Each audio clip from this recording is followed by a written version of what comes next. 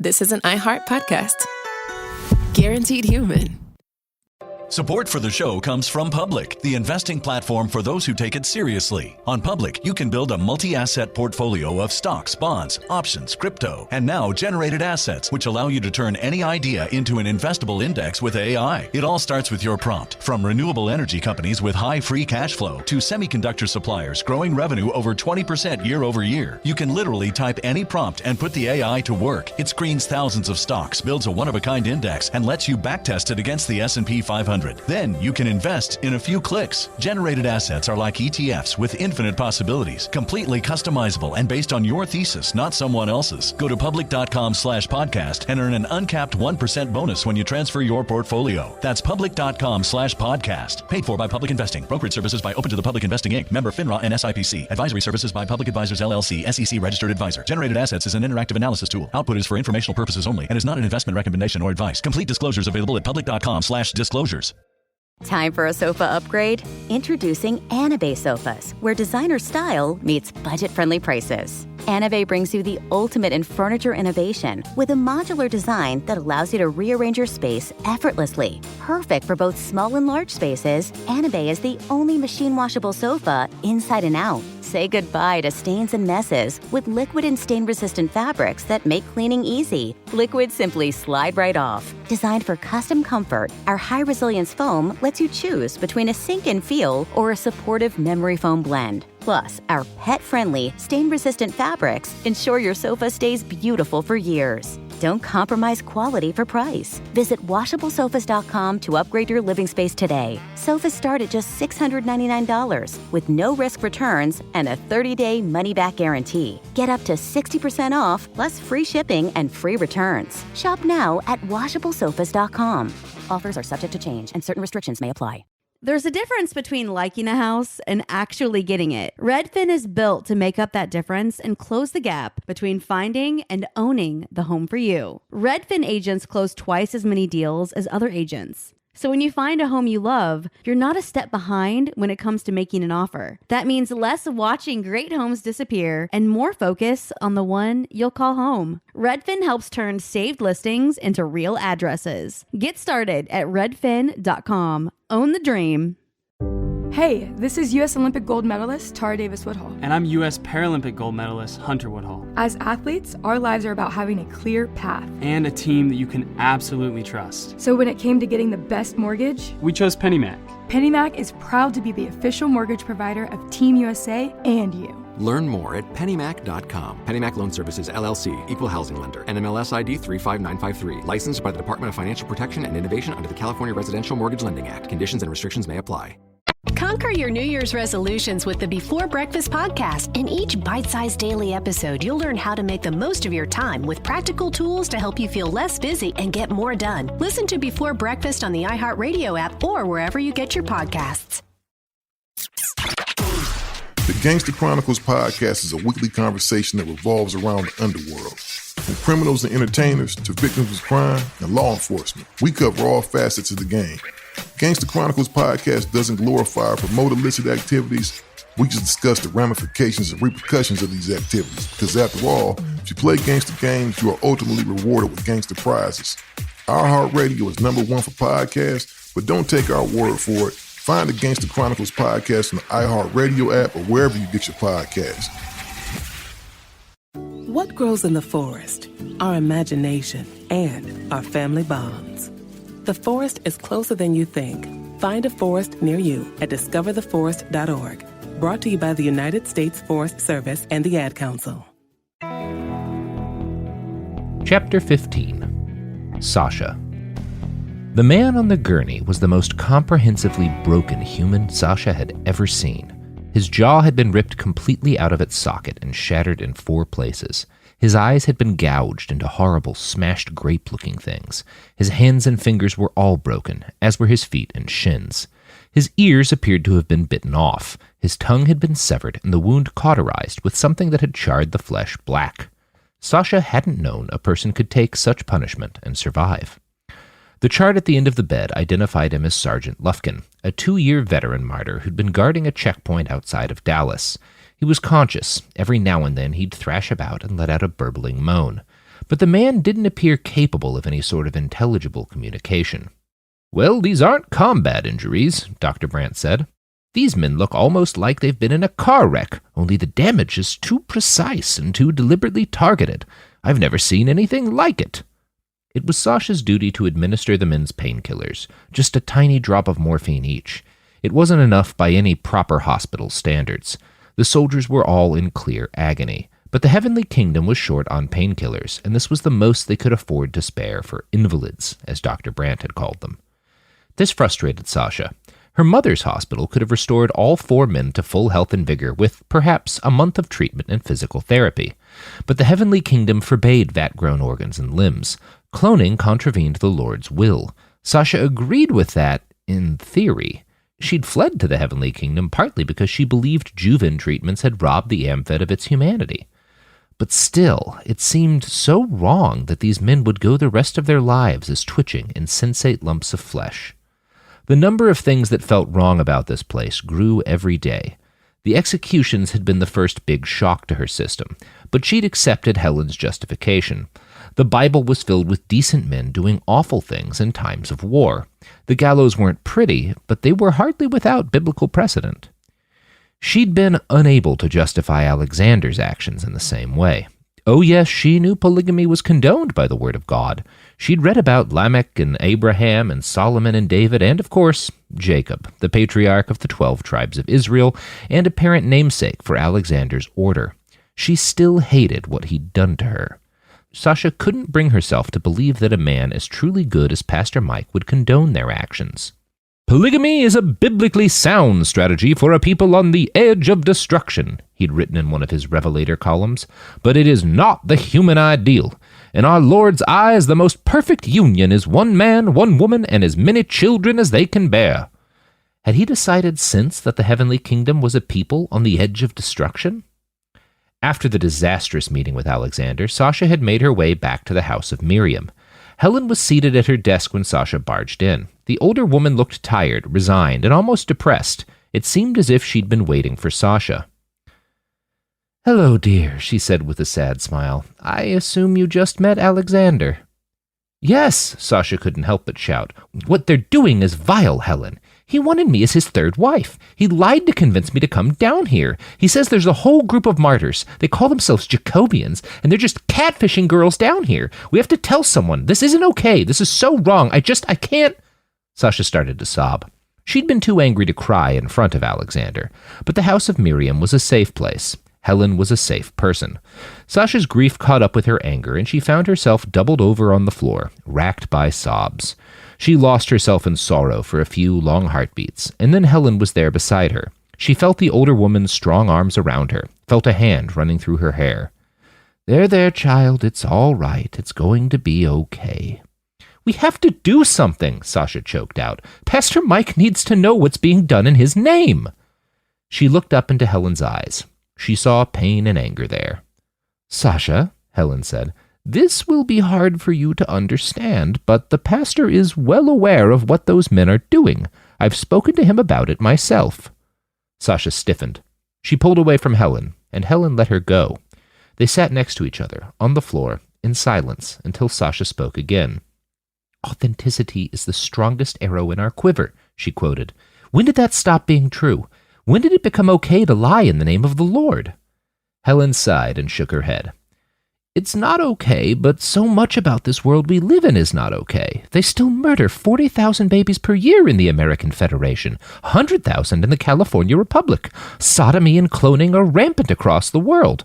We, the faithful, are surrounded on all sides." Sasha recognized that last line. It was the opening sentence of Pastor Mike's infamous "Sinful Continent in the Hands of an Angry God" column. Sasha couldn't deny the truth of those words. Everything Helen said was accurate. But how are we any better than them if we stoop to dishonesty to fill the Heavenly Kingdom? Helen stiffened and straightened her back. "We are better than them, dear, because our goals are godly." There was a hint of pride in her voice. "We are fighting for the one singular truth. You must never forget that the men and women fighting for that truth are flawed. We are all fallible. We will all fall short of God's standards. But we are also the only ones trying to meet God's standards. And that makes what Alexander did okay?" Helen shook her head. Sasha saw tears in the corner of the older woman's eyes. No, child, nothing makes it okay. You were wronged. That boy played with your heart. He lied to you about his love, and that's an unforgivable thing. But you're here now, aren't you? And that's what matters most. Helen held her and talked with her for the next few hours. By the time the other girls came back, she felt better. Not good exactly, but better. Stable enough to not burst into tears during dinner. She kept quiet at mealtime and was glad that the others seemed too exhausted from their day of labor to say much either. After dinner, they had another hour of personal time. Anne and Susanna zeroed in on her with military precision. Sasha's vaunted poker face hadn't been enough to hide her sorrow. Her new friends had guided her to a corner of the room where they'd have relative privacy. "What's wrong?" Anne asked in a low voice. She and Susanna both laid their hands on Sasha's shoulders. Sasha reached up to grasp both their hands. It happened automatically, as if by reflex, but it brought her great comfort. She closed her eyes and stood quiet for a moment as her mind and heart calmed down.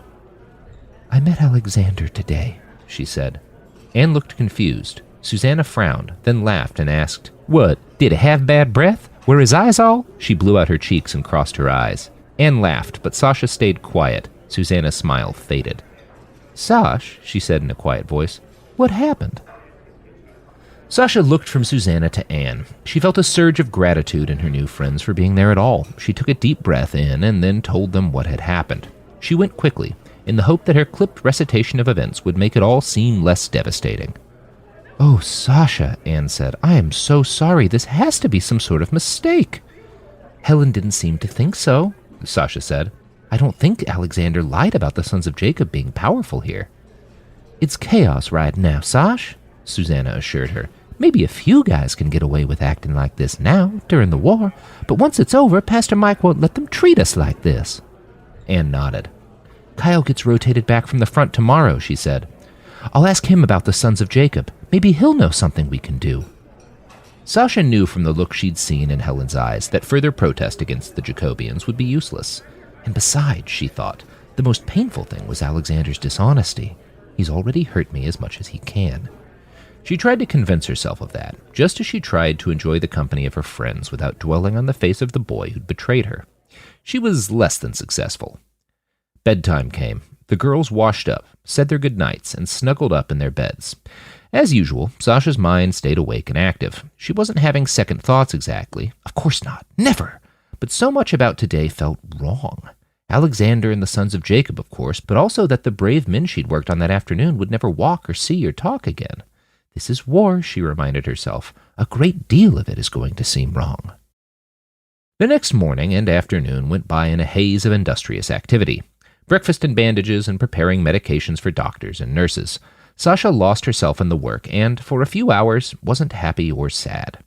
Her shift at the hospital ended at 5. She took her nightly jeep ride back to the house of Miriam, but rather than going right inside, she decided to take a walk around the downtown strip.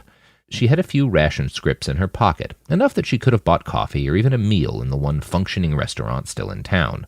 But she wasn't hungry. She just wanted to walk. This part of the Heavenly Kingdom looked less like a war zone and more like a functional polis with every passing day. Most of the piles of rubble and spent shell casings were gone now. There was still quite a lot of damage to all the buildings, and very few intact windows to be found, but that strange, spoiled milk smell was gone. Some shops were open again, along with a small farmer's market about 10 minutes down from the house of Miriam. There were people out, too. Not many families yet, but she saw a lot of sweaty, tired-looking soldiers. They wandered in small groups and clustered around the strip's only functional cafe. There were refugees, too, and new immigrants to the kingdom. Greeters in blue and white uniforms, the foot soldiers of the kingdom's immigration department, led columns of them down the main drag and into old government buildings that had been repurposed into housing collectives. Sasha felt herself fill with a strange pride, at odds with all the doubt that still roiled in her gut. From right here, the Heavenly Kingdom looked exactly like what had been promised to her. It was still rough, raw, and unfinished, but it overflowed with the good intentions of godly men and women. Helen had been right. Sasha could see that now. As ugly as Alexander's lies were, as detestable as she found the whole idea of the Jacobians, the Heavenly Kingdom was still a thing of beauty. It was still worth fighting for. She just had to accept that it would never be perfect, and... "Hello, Sasha?" She stopped. The hair prickled up on the back of her neck. Sasha turned around to face Alexander. Sasha had been lost in thought, so it was hard to say for how long they'd been following her. 3 other men were with him. They all wore clean, pressed new uniforms and sidearms at their waists. She didn't recognize the rank insignias on their shoulders, but she did notice that each of them wore a large gold badge in the shape of a lion's head on their lapel. She'd seen a lot of uniformed martyrs during her short time with the Heavenly Kingdom. She'd never seen a badge like that before. "Hello, Alexander." She tried to keep her voice cool but respectful. "Hello, brothers. Peace be with you." "And also with you," the other young men mumbled by habit. "Are you walking alone right now, my dear?" Alexander asked, his lips curled up into an unctuous smile. "That worries me. These streets still aren't as safe as they should be. Let us walk with you a while." Sasha stiffened. There was something dark in Alexander's eyes. She wondered if it had always been there, and she'd just ignored it before. Her heart began to race. Sweat beaded on the back of her neck. There were a lot of people around still, but she was away from the most crowded part of the main drag. It wouldn't be hard for 3 strong young men to move her somewhere less visible. "I'd prefer to walk alone." She tried to keep her tone even. Sasha felt like they must still have heard the trembling in her voice. "That's nonsense, Sasha," Alexander said. "No woman wants to be alone when they can enjoy the company of their protectors." He stepped towards her, reached a hand out, and brushed the hair away from her eyes. Alexander stroked her cheek. His hand drifted down to her shoulder, where he applied firm pressure. Sasha wanted to pull away, but Alexander was much stronger than she was. He had a gun, and 2 friends with guns, and apparently the personal support of Pastor Mike, so she stood still and tried to stop her heart from beating quite so fast. "Sasha," he said in the gentle, sweet voice that had helped to carry her here, "you deserve to be cared for. I know the full truth was a shock to you, and I'm not angry at your reaction, really. But you're still holding on to fragments of the secular world. You need to drop that veil from your eyes and accept that God wants this. He wants men like us," Alexander gestured to his friends, "men with superior talents, to breed and fill the world with more holy warriors." Sasha closed her eyes. She took a deep breath in and out, and then another. "Just go with it," a part of her said. "He won't hurt you if you just tell him what he wants to hear." She knew that wasn't right, though. She hadn't risked her life to cross into the Heavenly Kingdom just to compromise her morals now. "I am doing good and valuable work here," she replied in the calmest voice she could muster. "I don't want to be your 3rd wife. I know God has another purpose for me, and I intend to seek it out." His hand clenched tight on her shoulder. Sasha's eyes widened in fear. There was something dull, black, and hungry in his eyes. The 2 men behind him straightened their backs and started glancing around, scoping out the area. "Sasha," Alexander said, "I brought you here. You are my responsibility. I don't believe you're thinking clearly. We should take a walk and find somewhere private to talk about all this. I've commandeered a home nearby. Come on, walk with me." He pushed at her the whole time he spoke and grew angrier with each passing word, so that by the time he said "walk with me," his voice had grown tight and cold. Sasha steadied her heart, met his eyes with as steady a gaze as she could manage, and said, "I don't want to walk with you." Her heart was pounding so loud she was sure Alexander and his friends could hear it. But Sasha didn't move. She was sure at any minute now he would grab her, full on, and force her forward. But before he had the chance, a familiar voice called out to her. "Sasha, is that you?" It was Dr. Brandt. In all her focus on Alexander and his posse, she hadn't even noticed the electric hum of the doctor's Jeep as it pulled up behind them on the main street. "Yes, sir," she cried, her voice a bit higher and more frantic than she'd meant it to sound. "What do you need?" "Get in the back, girl. You can flirt with soldiers later. The Heavenly Kingdom needs your skills. We've got a bit of an issue." Alexander's face went purple. The 2 men behind him seemed confused. One put a hand on his gun, but Alexander waved him back. He shot Sasha a vicious look and then turned to Dr. Brandt, suddenly composed. "Any idea how long you'll need her?"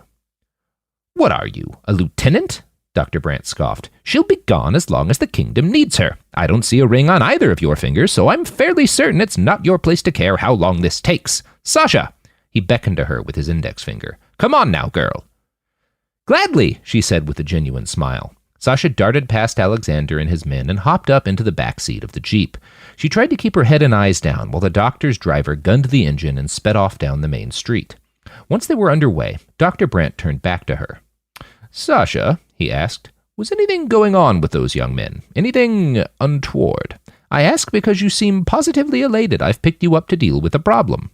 Do I tell him the truth? Sasha wondered. Do I admit I was lured to the kingdom by a catfisher? He'll never take me seriously then. This job was her favorite part of serving the kingdom. Sasha didn't want to do or say anything that might disrupt it. And besides, Dr. Brandt was a busy man. Lives were in his hands every day. I can't distract him with this. No, everything's fine. I'm fine. Dr. Brandt gave her a stern look. Sasha smiled a tense smile in response. He shrugged and turned his head back to the road. All right, he said, and then, there was a problem with one of your patient's blood tests. Oh, Sasha frowned. I'm so sorry. What did I do wrong? Nothing at all, Dr. Brandt assured her. But that vile woman, Marigold, she's pregnant. Pregnant? Sasha was shocked. Most adult women in the American Federation had Aphrodite rings installed. Sasha had refused hers, but the government offered them for free. They provided complete control over reproduction and allowed women to select whether or not they wanted to be fertile. She'd assumed anyone with as many biomodifications as Marigold would have a ring as well. Maybe she just wants a baby. For some reason, Sasha hadn't initially considered that a possibility. It was hard to imagine someone as fallen as Marigold choosing to raise children. Yes, Sasha, Dr. Brandt said. Or at least, that first test indicated so. False positives do still happen, that's why we're headed back. We need you to administer another test, so we can be certain. Well, shit, Marigold grunted. I didn't expect to see you back this soon. You need a friend, darling? The heathen woman looked the same as she had on their last interaction. Her hair was less greasy, so they must have let her wash, but she wore the same slip dress and sat in the same corner of the same cell. Sorry, no, Sasha said. I'm here to administer a pregnancy test. Marigold's eyes widened. For a few seconds, the woman was speechless. Her mouth opened and closed. She nodded and clutched her left knee with her left hand. Okay, the captive said. Right, where do you want me to do it? Do? Sasha looked down at the stick in her hand and then realized how these things worked. I'm sure Dr. Brandt doesn't expect me to watch her pee. You can go over to your normal space. I'll turn around. She handed Marigold the test and spun around on her heels so the other woman wouldn't see how much she'd already started to blush. Damn, girl, are you that squicked out by the human body? What? Sasha asked without turning around. Your face is as red as a damn beet. I'm sorry. Why? I don't know, Marigold laughed. You can turn around now. I'm decent and done. Sasha turned around. Marigold smirked at her. You know, she said, that instinct to apologize might actually come in handy around here. I'm sure the sort of men who jump in on this bullshit will appreciate it. Sasha recovered her senses and felt a bit of anger at Marigold's words. I don't appreciate you saying those things, she said. The men here are good and brave and... Sasha's voice caught. It broke just a little. Marigold saw and heard her doubt. The other woman didn't laugh, like Sasha expected. In fact, her smile fell away. Marigold looked at her with something like pity. I know you don't believe that, she said. Sasha closed her eyes and took a deep breath in. Then she replied, No men are perfect, just as no women are perfect, but everyone here in the kingdom tries every day to abide by the Lord's will. That's what elevates us above, Marigold interrupted. Does your Lord say women don't get last names? We don't use last names in the kingdom because they distract us. We can't afford connect. The men keep their surnames, don't they? That was true. Sasha hadn't thought about it much, what with everything else that was going on. But Dr. Brandt went by his last name, didn't he? And Alexander had a surname too. She's trying to weaken your faith in the kingdom. Don't give in to the doubts of the serpent. It doesn't matter, Sasha said, and immediately regretted it. Any response would surely just egg Marigold on. And, sure enough, oh, it doesn't. Then why is that the rule? Well, it's obviously because we need some way to tell families apart from one another. Marigold smirked now. And the only lineage that matters is the man's, isn't it? Women are just appendages in your belief system. I am not an appendage, Sasha shouted, surprised at her own anger. She heard shuffling feet, and a second later the guard had one hand on the door and another on his rifle. Everything all right, miss? He asked. Yes, Sasha called back to him over her shoulder. I'm fine, sorry, she's just... Sasha fixed Marigold with a withering gaze. She's very frustrating. Marigold smirked at that. Then she held out the test. Sasha hesitated for just a second before taking the strip from the other woman. Marigold smiled at that, too. You're pregnant, Sasha said. Yep, Marigold nodded. Congratulations, Sasha tried to sound genuine. Marigold's eye roll didn't help that cause. Oh, yeah, the other woman said. This is a real joyous moment for me. I hope your people let me live long enough to know whether or not my kid will deserve a last name. You know, Sasha said in growing anger, this place isn't perfect, but if you got to know the people here, you'd understand. They are the best people I've ever met. I wish you could have seen the welcome I received. I've never felt so... Loved? Marigold asked. Like all you needed to do was show up to earn their acceptance. Yes, Sasha admitted, suspicious. Did they sort of swarm you, but in a nice way, everyone hugging you and holding you and offering you safe physical affection? Yes. Marigold nodded, as if she'd just gotten the answer to a long-standing question. They love-bombed you. What? It's a tactic cults use, Marigold explained. You sort of overwhelm someone with love and acceptance and camaraderie and all that. It nurtures loyalty and dependence, she shrugged. It's a smart way to manipulate young people in your position. You've just fled your home and family for a strange and dangerous land. You're scared and alone and isolated. And then, like magic, you've got a family and a support network. You are so cynical. Sasha had to fight back the urge to say damned cynical. This woman was making her forget herself. She opened her mouth as if to deliver a tongue lashing, but the words wouldn't come. Instead, she just narrowed her eyes at Marigold and stared for a few seconds. I'm leaving now, she said. I'm going to go enjoy the companionship of my new family. You enjoy this cell. Then Sasha turned on her heels and walked out. She returned late to the house of Miriam. The other girls had already finished dinner. Helen had left out Sasha's plate, a ham sandwich, carrot sticks, an apple, and a small block of cheese, and she took it into the common room where the other girls were talking and winding down from their day. Look who finally showed up, May sneered when she walked in. I guess you're too important to eat with the rest of us now. Sasha started to reply. Then she saw Anne and Susanna huddled in the same corner where they'd all sat last night. There were tears in Anne's face, and her eyes looked swollen and red. She made no noise, but her back and shoulders shook as she sat there, half shielded from view in Susanna's embrace. Sasha gave May a withering glare, but turned and moved past her, towards her friends. She heard the other girl scoff and say something to her coterie of friends. Sasha couldn't hear what, though, and she didn't much care. She squatted down next to Anne and put a hand on the back of her neck. Hey, she said, not sure of what else to say. Susanna met Sasha's eyes and offered up a sad smile. Anne continued to sob. For a few minutes, they just held her. Sasha burned with morbid curiosity over what exactly had happened. She knew it must have something to do with Kyle. Anne had been set to meet with him today. Had he revealed himself to be a son of Jacob, too? He's dead, Anne whispered in a cracked, broken voice. I went to meet him at the Café Clement, and there were 2 martyrs there, waiting for me. They both, she stifled a sob, they both smiled when they told me he'd been killed. They said I should thank God for the blessing of a death in battle. I'm so sorry, Anne, Sasha said. Susanna and I are here, though. We'll take care of you. She hoped that might comfort Anne a little, but the other girl lost herself in another fit of tears. Sasha's heart broke for her. The pain over her own, comparatively minor tragedy flowed into the empathy she felt for Anne, and soon Sasha was crying too. She was sure some of the other girls were whispering about them, egged on by May. She didn't care. After a few more minutes of tears, Anne managed to clear her throat and speak again. The martyrs I met, told me the same thing, she said. They told me I'd be taken care of, that they'd find God's choice for me among the martyrs. I tried to tell them I don't want anyone else, not now, I need to mourn, but they said... Anne's voice caught in her throat, and she fought to throttle another sob before she continued.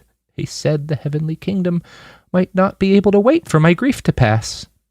What's that supposed to mean? Susanna asked. Sasha didn't say anything, because the only answer that occurred to her was surely unhelpful. She had a strong suspicion that the sons of Jacob had turned their eyes on Anne. Sasha stared into Marigold's vagina. She'd seen it before, of course, the first time they'd met, but it hadn't been her focus then, and she'd tried very hard not to look at it too much. Now, though, the point was to look. Dr. Brandt had picked her up halfway through her shift at the hospital to conduct a pap smear on the captured woman. She'd only had about an hour to practice. It's a procedure I've done myself 100 times, Dr. Brandt had told her. But that was back in the Amfed. It's a sinful thing for a man to touch a woman other than his wife. That's why the Israelites used midwives. That's why we use midwives, and I think this kind of work might be why God drew you here. His words made her proud. She liked Dr. Brandt for all his prickliness. She also liked learning and feeling like she had a useful skill that made her special. So she'd paid close attention as Dr. Brandt had walked her through the procedure. It had been fun, and the act of learning had distracted her from her worries about Anne and her own grief over Alexander.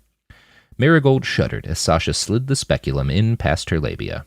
You could stand to be a little gentler, and would it kill you to, I don't know, warm it up first or something? Dr. Brandt didn't say to do that. Sasha kept her voice firm. This is for the baby's good. I'm sorry if it's uncomfortable. This is my first time. The woman snorted. Oh, well, in that case, you're doing a great job. Ow! Maybe a little less hard, and mine slopes down. You're going against the grain. The grain? Marigold rolled her eyes in disdain, but didn't dignify Sasha with a response. You're pushing the wrong way. Sasha readjusted, and Marigold gave a sigh of relief. That sucks less, at least. Thanks. Sasha busied herself with the swabbing and rubbing that came next. She worked slow, methodical, with as much care and gentleness as the instructions she'd received from Dr. Brandt would allow. She did her best to focus, but the other woman kept talking. You don't look old enough to have graduated high school. I'm going to guess they don't train teenagers to do pap smears in the AmFed, Marigold added. Do they? With surprising earnestness. No, Sasha grunted. I'm going to guess Dr. What's-His-Name taught you then. Because why? He's too scared of my demon snatch to come in here and do the job himself? Sasha's face reddened. She did not like the word snatch, or Marigold's casual mention of demons, but she kept her eyes straight and stared into the other woman's vagina. I have one too, it's not that big a deal, she told herself. It's impressive you were able to learn that. I'm serious. Real props, lady. You're the only woman I've seen do a damn thing around here. How do you trick them into treating you sort of like a person? Sasha's ire rose and rose. Lord, calm my heart, she prayed. I know she's just trying to set me off. It's just desperation, she told herself. How long do you think they'll let you keep playing like you've got a real life? I'm going to guess it won't be too long before somebody puts a baby in you. You know, that'll be the end of all this, right? Like your life, using your brain, all that. You're going to be a broodmare before too. Stop! Sasha didn't yell, but she used her firmest voice, and she was quite loud about it. Despite herself, she looked up from her work and at Marigold's face. The other woman didn't look surprised or chagrined. One edge of her lips curled up into a wry grin. Her eyes twinkled. Sasha had never actually seen someone's eyes twinkle before. There we go. I wondered where the edge was. The edge of what? Sasha asked without thinking. Idiot, this is exactly what she wants you to do. The edge of your patience. The point where meekness ends. I was worried they'd beaten it out of you. No one beat me, Sasha insisted, and there's nothing wrong with being meek. The Lord asks us to put on a heart of compassion, kindness, humility, gentleness, and patience. Maybe you wouldn't be in a cell if you'd accepted that for yourself. I'm in a cell because I came here to trade. We weren't waging any kind of war. We weren't harming anyone. We wanted freaking Cheetos in exchange for our latest coffee crop. Your people killed the old government and captured us. Sasha closed her eyes, breathed in and out, and tried to calm herself. For some reason, Marigold's words made her feel anxious and angry. She wanted to say the anger was towards the other woman, but that wasn't quite right. Marigold had been sarcastic and catty, but she'd also been complimentary, thoughtful, and far from cruel. I'm sure you'll be sent back to your people soon. The Heavenly Kingdom doesn't want any kind of fight with your city. Yet. Sasha finished her work. She withdrew the speculum and started gathering up her kit. I do hope you're not laboring under the impression that this war will ever end, Marigold said, because it won't, not while your kingdom exists. You're wrong. We'll take Austin soon, and then there will be peace. And what about San Antonio? Sasha shrugged. A heathen nation, but they haven't launched any strikes against us. If they'll let us be, we'll let them be. Remain and expand. Marigold quoted one of the slogans Pastor Mike had coined during the early days of the kingdom. The other woman had a surprisingly deep understanding of their movement. Marigold continued, The kingdom of God will remain and expand until it reunites this broken land from sea to shining sea. That's your prophet, right? Your mighty pastor? Sure sounds like a recipe for eternal war. Mexico, the Navajo, the California Republic, and the king of goddamn Albuquerque don't seem likely to sign up for a theocracy, and those are just the big powers in the Southwest. Pastor Mike would have had an answer to that, of course. He'd said that as the heavenly kingdom grew, it would draw in millions from around the world and become a shining beacon to the fallen peoples of the world. Fighting would be replaced by peaceful annexation. She'd believed that once, before she'd left the American Federation. It had seemed sensible. With Alexander's romantic words in her ear and the fiery prose from Revelator in her mind, how could she not believe? But now she'd spent time in the reality of the heavenly kingdom. She'd met beautiful people and seen wondrous things, but she'd also helped treat a seemingly endless train of broken men whose bodies had been shattered by war. She'd watched a dozen people be executed by hanging. Sasha was anxious, and Marigold must have picked up on it. The other woman's eyes changed. There was something almost predatory in them. She leaned forward. I know I'm hitting nerves, Sasha, that's because you're too smart for this shit. You got suckered into a fucking nightmare. It's time to wake up. Sasha kept Marigold's words in her mind as she headed back to the hospital. A fresh wave of wounded men had been sent over from the Lake Houston front, and she wound up working 3 hours later than normal just to help handle the load. It was a whirlwind of bloody bandages, screaming martyrs, and irate, exhausted doctors trying to do too much with far too little. By the time she got off shift, it was dark outside, and downtown was almost deserted.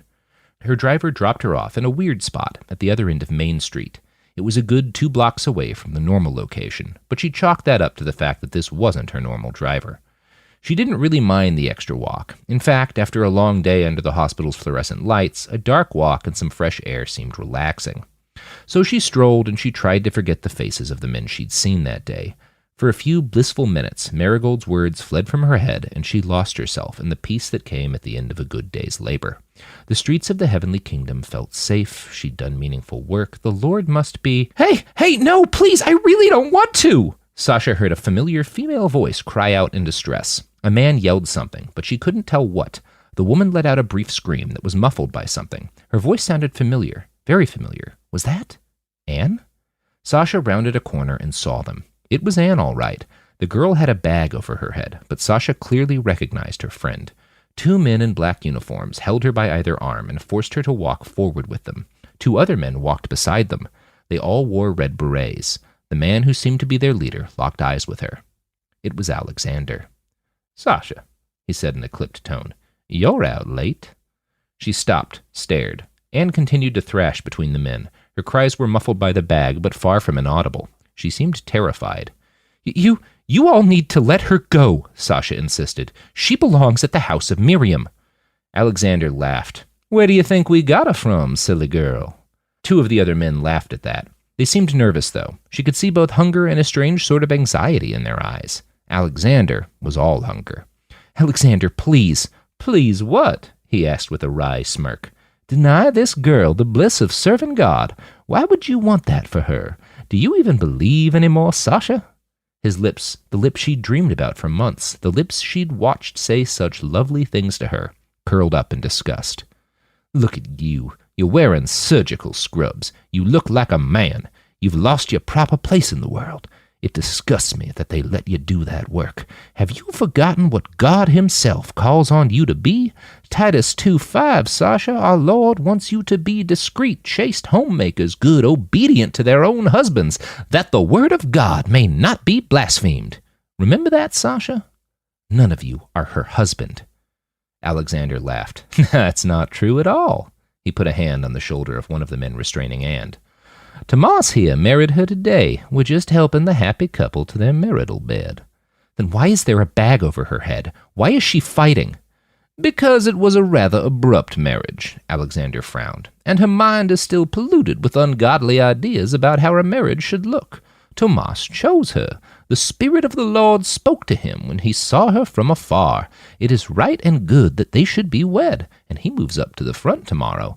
Tonight will be his first and maybe last chance to help the kingdom remain and expand." He held out a seal, a golden badge in the shape of a shield with a heavenly cross emblazoned on the front. "This comes from the pastor. I have the authority to grant marriages to any worthy men who wish them."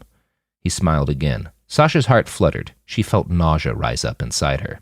"So back away. Let us pass. And I'd suggest you dedicate some more time to thinking about why God brought you here. When your time comes, I think you'd prefer doing this without the bag. But I'm fine either way. Really." It was past dinner and past bedtime when she entered the house of Miriam. Helen was seated at her desk. She looked up as Sasha entered, and in an instant, Sasha knew there was no use in reporting what had happened to Anne. Helen's eyes were bloodshot and puffy with tears. She knew. "Sasha," the older woman said, "I have some bad news." "I saw them," Sasha said. "Is that what's going to happen to all of us? Is this place just a holding area until we get married off?" "This place is your home," Helen said in a voice that was almost pleading. "It's here, and I'm here to shepherd you to the next phase of your life. Don't you believe I want the best for you?" "I do," Sasha said. Her voice softened. "But Anne didn't want this. She told me so. Didn't she deserve time to grieve?" "She did," Helen said. but the Lord demands sacrifices from all of us, sometimes more sacrifices than seem fair. Anne is in a dark place now, but the Lord will send his light to guide her." Helen seemed to straighten up as she spoke. Sasha saw resolve settle into the older woman's flint-gray eyes. "So may it be," she said. "May the peace of the Lord be with you." Sasha started to walk off. She didn't trust herself to stay and talk. She was sure more of her anger would bleed out into the conversation, and she wasn't sure what Helen would do if she got the impression that Sasha's loyalty had started to waver. "Sasha, dear," she said, and Sasha looked back. Support for the show comes from Public, the investing platform for those who take it seriously. On Public, you can build a multi-asset portfolio of stocks, bonds, options, crypto, and now generated assets, which allow you to turn any idea into an investable index with AI. It all starts with your prompt. From renewable energy companies with high free cash flow to semiconductor suppliers growing revenue over 20% year over year, you can literally type any prompt and put the AI to work. It screens thousands of stocks, builds a one-of-a-kind index, and lets you backtest it against the S&P 500. Then you can invest in a few clicks. Generated assets are like ETFs with infinite possibilities, completely customizable and based on your thesis, not someone else's. Go to public.com/podcast and earn an uncapped 1% bonus when you transfer your portfolio. That's public.com/podcast. Paid for by Public Investing. Brokerage services by Open to the Public Investing Inc. Member FINRA and SIPC. Advisory services by Public Advisors LLC, SEC registered advisor. Generated assets is an interactive analysis tool. Output is for informational purposes only and is not an investment recommendation or advice. Complete disclosures available at public.com/disclosures. Life gets messy. Spills, stains, pet accidents, and kid chaos. But with Anabay, cleaning up is easy. Our sofas are fully machine washable, inside and out, so you never have to stress about messes again. Made with liquid and stain-resistant fabrics, that means fewer stains and more peace of mind. Designed for real life, our sofas feature changeable fabric covers, allowing you to refresh your style anytime. Need flexibility? Our modular design lets you rearrange your sofa effortlessly. Perfect for cozy apartments or spacious homes. Plus, they're earth-friendly and built to last. That's why over 200,000 happy customers have made the switch. Upgrade your space today. Sofas start at just $699. Visit washablesofas.com now and bring home a sofa made for life. That's washablesofas.com.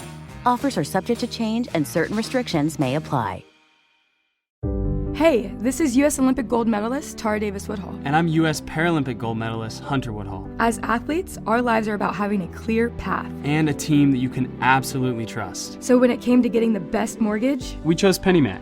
PennyMac is proud to be the official mortgage provider of Team USA and you. Learn more at pennymac.com. PennyMac Loan Services, LLC, Equal Housing Lender, NMLS ID 35953. Licensed by the Department of Financial Protection and Innovation under the California Residential Mortgage Lending Act. Conditions and restrictions may apply.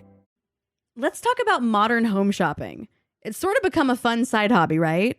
Scrolling listings at night, dreaming about kitchens you've never seen, or backyards you haven't even stepped foot in, all from the comfort of pretty much anywhere. Redfin knows a lot of people like you want to own, but are stuck in this browsing mode loop. That's where Redfin flips the script. With listings that update within minutes and tours you can book right from the Redfin app, you can see your dream home the moment it appears. Now, liking a listing is easy, but actually landing it, that's where Redfin comes in. Redfin has over 2,200 agents with local expertise. And Redfin agents close twice as many deals as other agents. That means they want to help you win, not just window shop. Redfin is built to help you go from just looking to wait, this could actually be home. So become the newest neighbor on the block. Visit redfin.com to start finding and start owning. That's redfin.com. You forgot your dinner. It's in a bag on the table. Sasha took it and ate in silence, as fast as decorum would allow. Then she cleaned up for bed and headed back into the dormitories. As soon as she saw the light glinting off of Susanna's open eyes, she knew the other girl was awake. Sasha knelt down at her bed, and the two shared a long look. Susanna held out her hand, and Sasha took it. "What happened?" she asked. "They let us out early and dropped us off downtown." Susanna's eyes were wet with tears. "Anne and I had a coffee, and we visited the market. It was nice, normal almost. We headed for the house of Miriam once it started to get dark, and," she gulped, "they were just there, waiting with Miss Helen." Susanna swallowed loudly, and her eyes grew watery, but she didn't cry. Sasha was proud of her friend. That was them, wasn't it? Susanna asked. Those men were the sons of Jacob. Sasha just nodded. How long until they take me, too?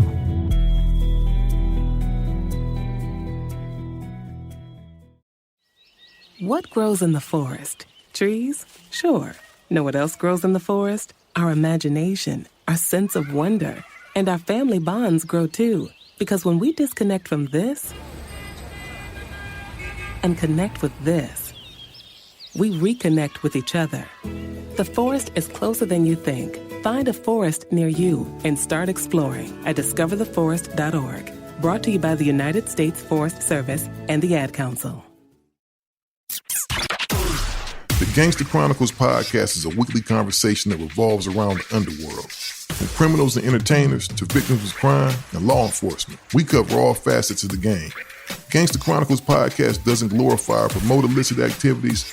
We just discuss the ramifications and repercussions of these activities. Because after all, if you play gangster games, you are ultimately rewarded with gangster prizes.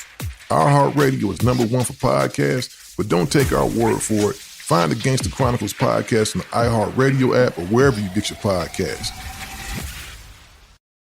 From Cavalry Audio comes the new true crime podcast, The Shadow Girls. I always wanted to know what it felt like to kill somebody. And he started laughing. Prosecutors described him as a serial killer savant, picking up these girls, getting them in a position of vulnerability. When he got a hold of their neck, that was it. I'm Carolyn Osorio, a journalist and lifelong resident of the Pacific Northwest. I grew up near the banks of the Green River and in the shadow of the killer that bears its name. How many times did you bring the camera to One the river? time. Just one time? One time. He started fantasizing about having sex with his mother. Then he fantasized about killing her. But this podcast isn't only about tracking down the killer. It's about the victims. We stayed in the woods. He always liked to go to the woods. She was just, to all of us, kind of strange. Do you know how he feels about prostitutes? Listen to The Shadow Girls on the iHeartRadio app, on Apple Podcasts, or wherever you get your podcasts. Chapter 16. Manny. The barracks had been a high school, once, built to serve several thousand of the Plano area's wealthiest students. The dozen huge gray buildings were centered around an enormous courtyard that included a practice football field, several tennis courts, and a running track. The compound was boxed in by a high concrete wall, topped in razor wire. What had been built to defend the scions of wealth and privilege from their jealous peers also made the former school an ideal training ground for the kingdom's soldiers. Manny could see hundreds of young men just within the courtyard. They ran laps or charged through a makeshift obstacle course that had been assembled over the old football field. Manny's head throbbed just watching them. I hope we don't have to do too much of that shit, he thought as he scratched the bandage over his severed deck. At least not today. Dozens of men sat in small groups around the courtyard, reading together from books or cooling down from workouts in sweat-drenched underclothes. Manny could hear the sharp crack of rifle fire from a shooting range nearby. The whole place buzzed with a sort of busy, nervous energy that might have been contagious if not for the ugly stares Manny attracted. You picked the wrong skin to wear, Roland muttered at him as a troop of pale young infantrymen clomped past them. Manny couldn't help but notice that he seemed to be the only person on the training field who wasn't lily white. This might be a problem, he said. Roland nodded in response. He spat at the ground and muttered, We should have asked Skullfucker Mike to sew you into some new skin before we left. Manny frowned. I'm almost certain that's not how. Martyrs! A rough voice cried out from behind them. Turn around, boys! Let me see your eyes! Manny stopped on instinct. He stiffened his back and turned around. Roland did the same thing, but with a heavy sigh and a roll of his eyes. The shout had come from a tall, square-jawed man with hair that had gone a majestic shade of silver gray. He wore a black uniform shirt with brass cross pins in the epaulettes, black cargo pants, and a big black handgun slung low on his left hip. His name tag identified him as Ditmar. Manny didn't know enough about the Martyrs' Brigades to tell the man's rank. Roland turned as Ditmar closed the distance between them.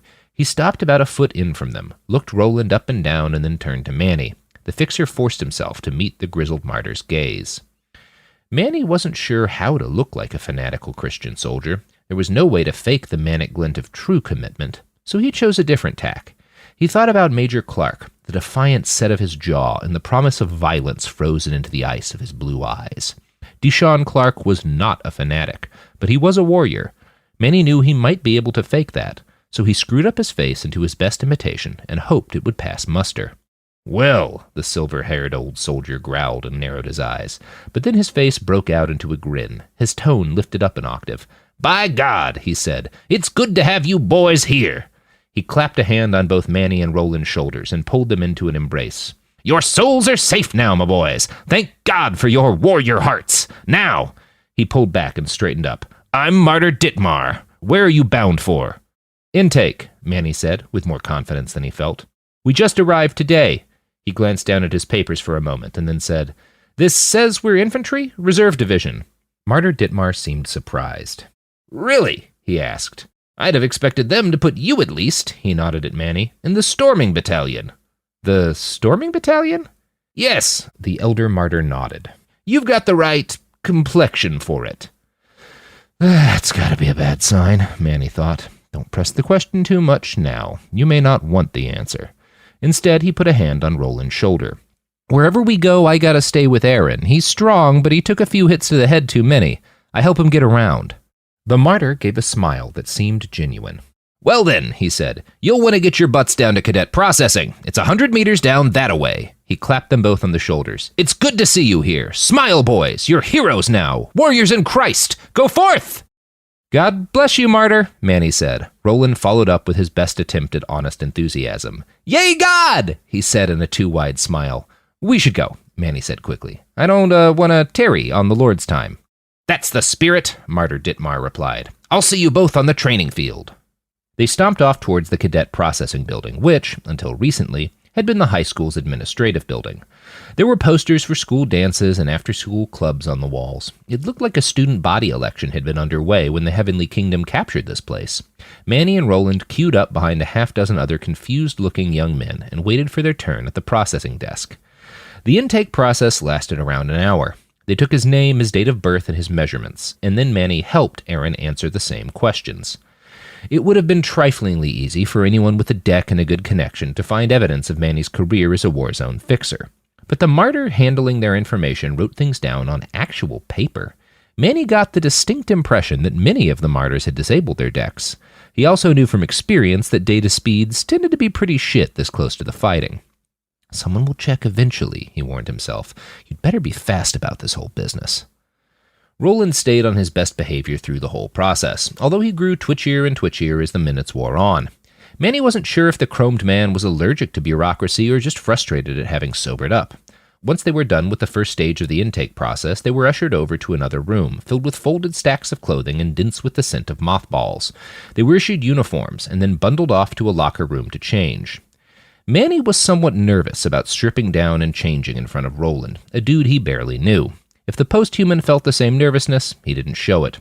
Roland pulled off his clothes in a couple of seconds, revealing a body that was tight with wiry muscle and covered in thick surgical scars. Roland started to pull on his BDU pants and noticed Manny hadn't yet started to strip. "What's up?" Roland asked. "You smell, nervous." Manny shrugged. "I guess I'm a little, prude still? Must be the Catholic in me." "Don't let them hear that," Roland laughed. "Those fuckers will hang you with your rosary beads." He pulled the pants up and buttoned them. Then he paused again and looked back at Manny. You still Catholic?" he asked. Manny shook his head. "No, I don't believe, but my family does." "Ah," Roland nodded. "You fake belief well. That's a talent." "It's not a talent," Manny said. "It's a survival skill. Grow up in Texas and you either learn to fake what you need to fake, or you learn to fight." Someone knocked on the door. "You ready yet?" a voice called out to them. "Almost," Manny responded, and then he started to strip his clothing off. A few minutes and a change of clothes later, they arrived on the field where their training unit, 24 sweat-drenched young men, were doing push-ups. Manny was surprised to see that these martyrs, at least, weren't all white. There was one black man right in the middle of the group. It took Manny a second to recognize that the instructor drilling them was Ditmar, the man they'd met on their way to the base. He broke into a broad smile when he saw them. "God's will is truly magnificent, is it not?" And then he nodded down to the ground. "Fall in and join us, lads. Let's see what you've got." Manny and Roland dropped down and joined the unit in another set of push-ups. If Roland had any trouble at all with the workout regimen, he didn't show it. The chromed man barely sweated.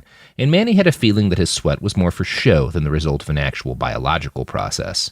Even with the show, it was obvious to everyone that Roland was not having any trouble with the exercises. "God's blessed us with a new Samson," Dittmar said, 100 or so push-ups in. The rest of the men, Manny included, had collapsed from the exertion, but Roland just kept going. For a while they all sat there, huffing and exhausted and watching him go. Dittmar smiled and shook his head, a little awed at the sight. Finally he waved for Roland to stop.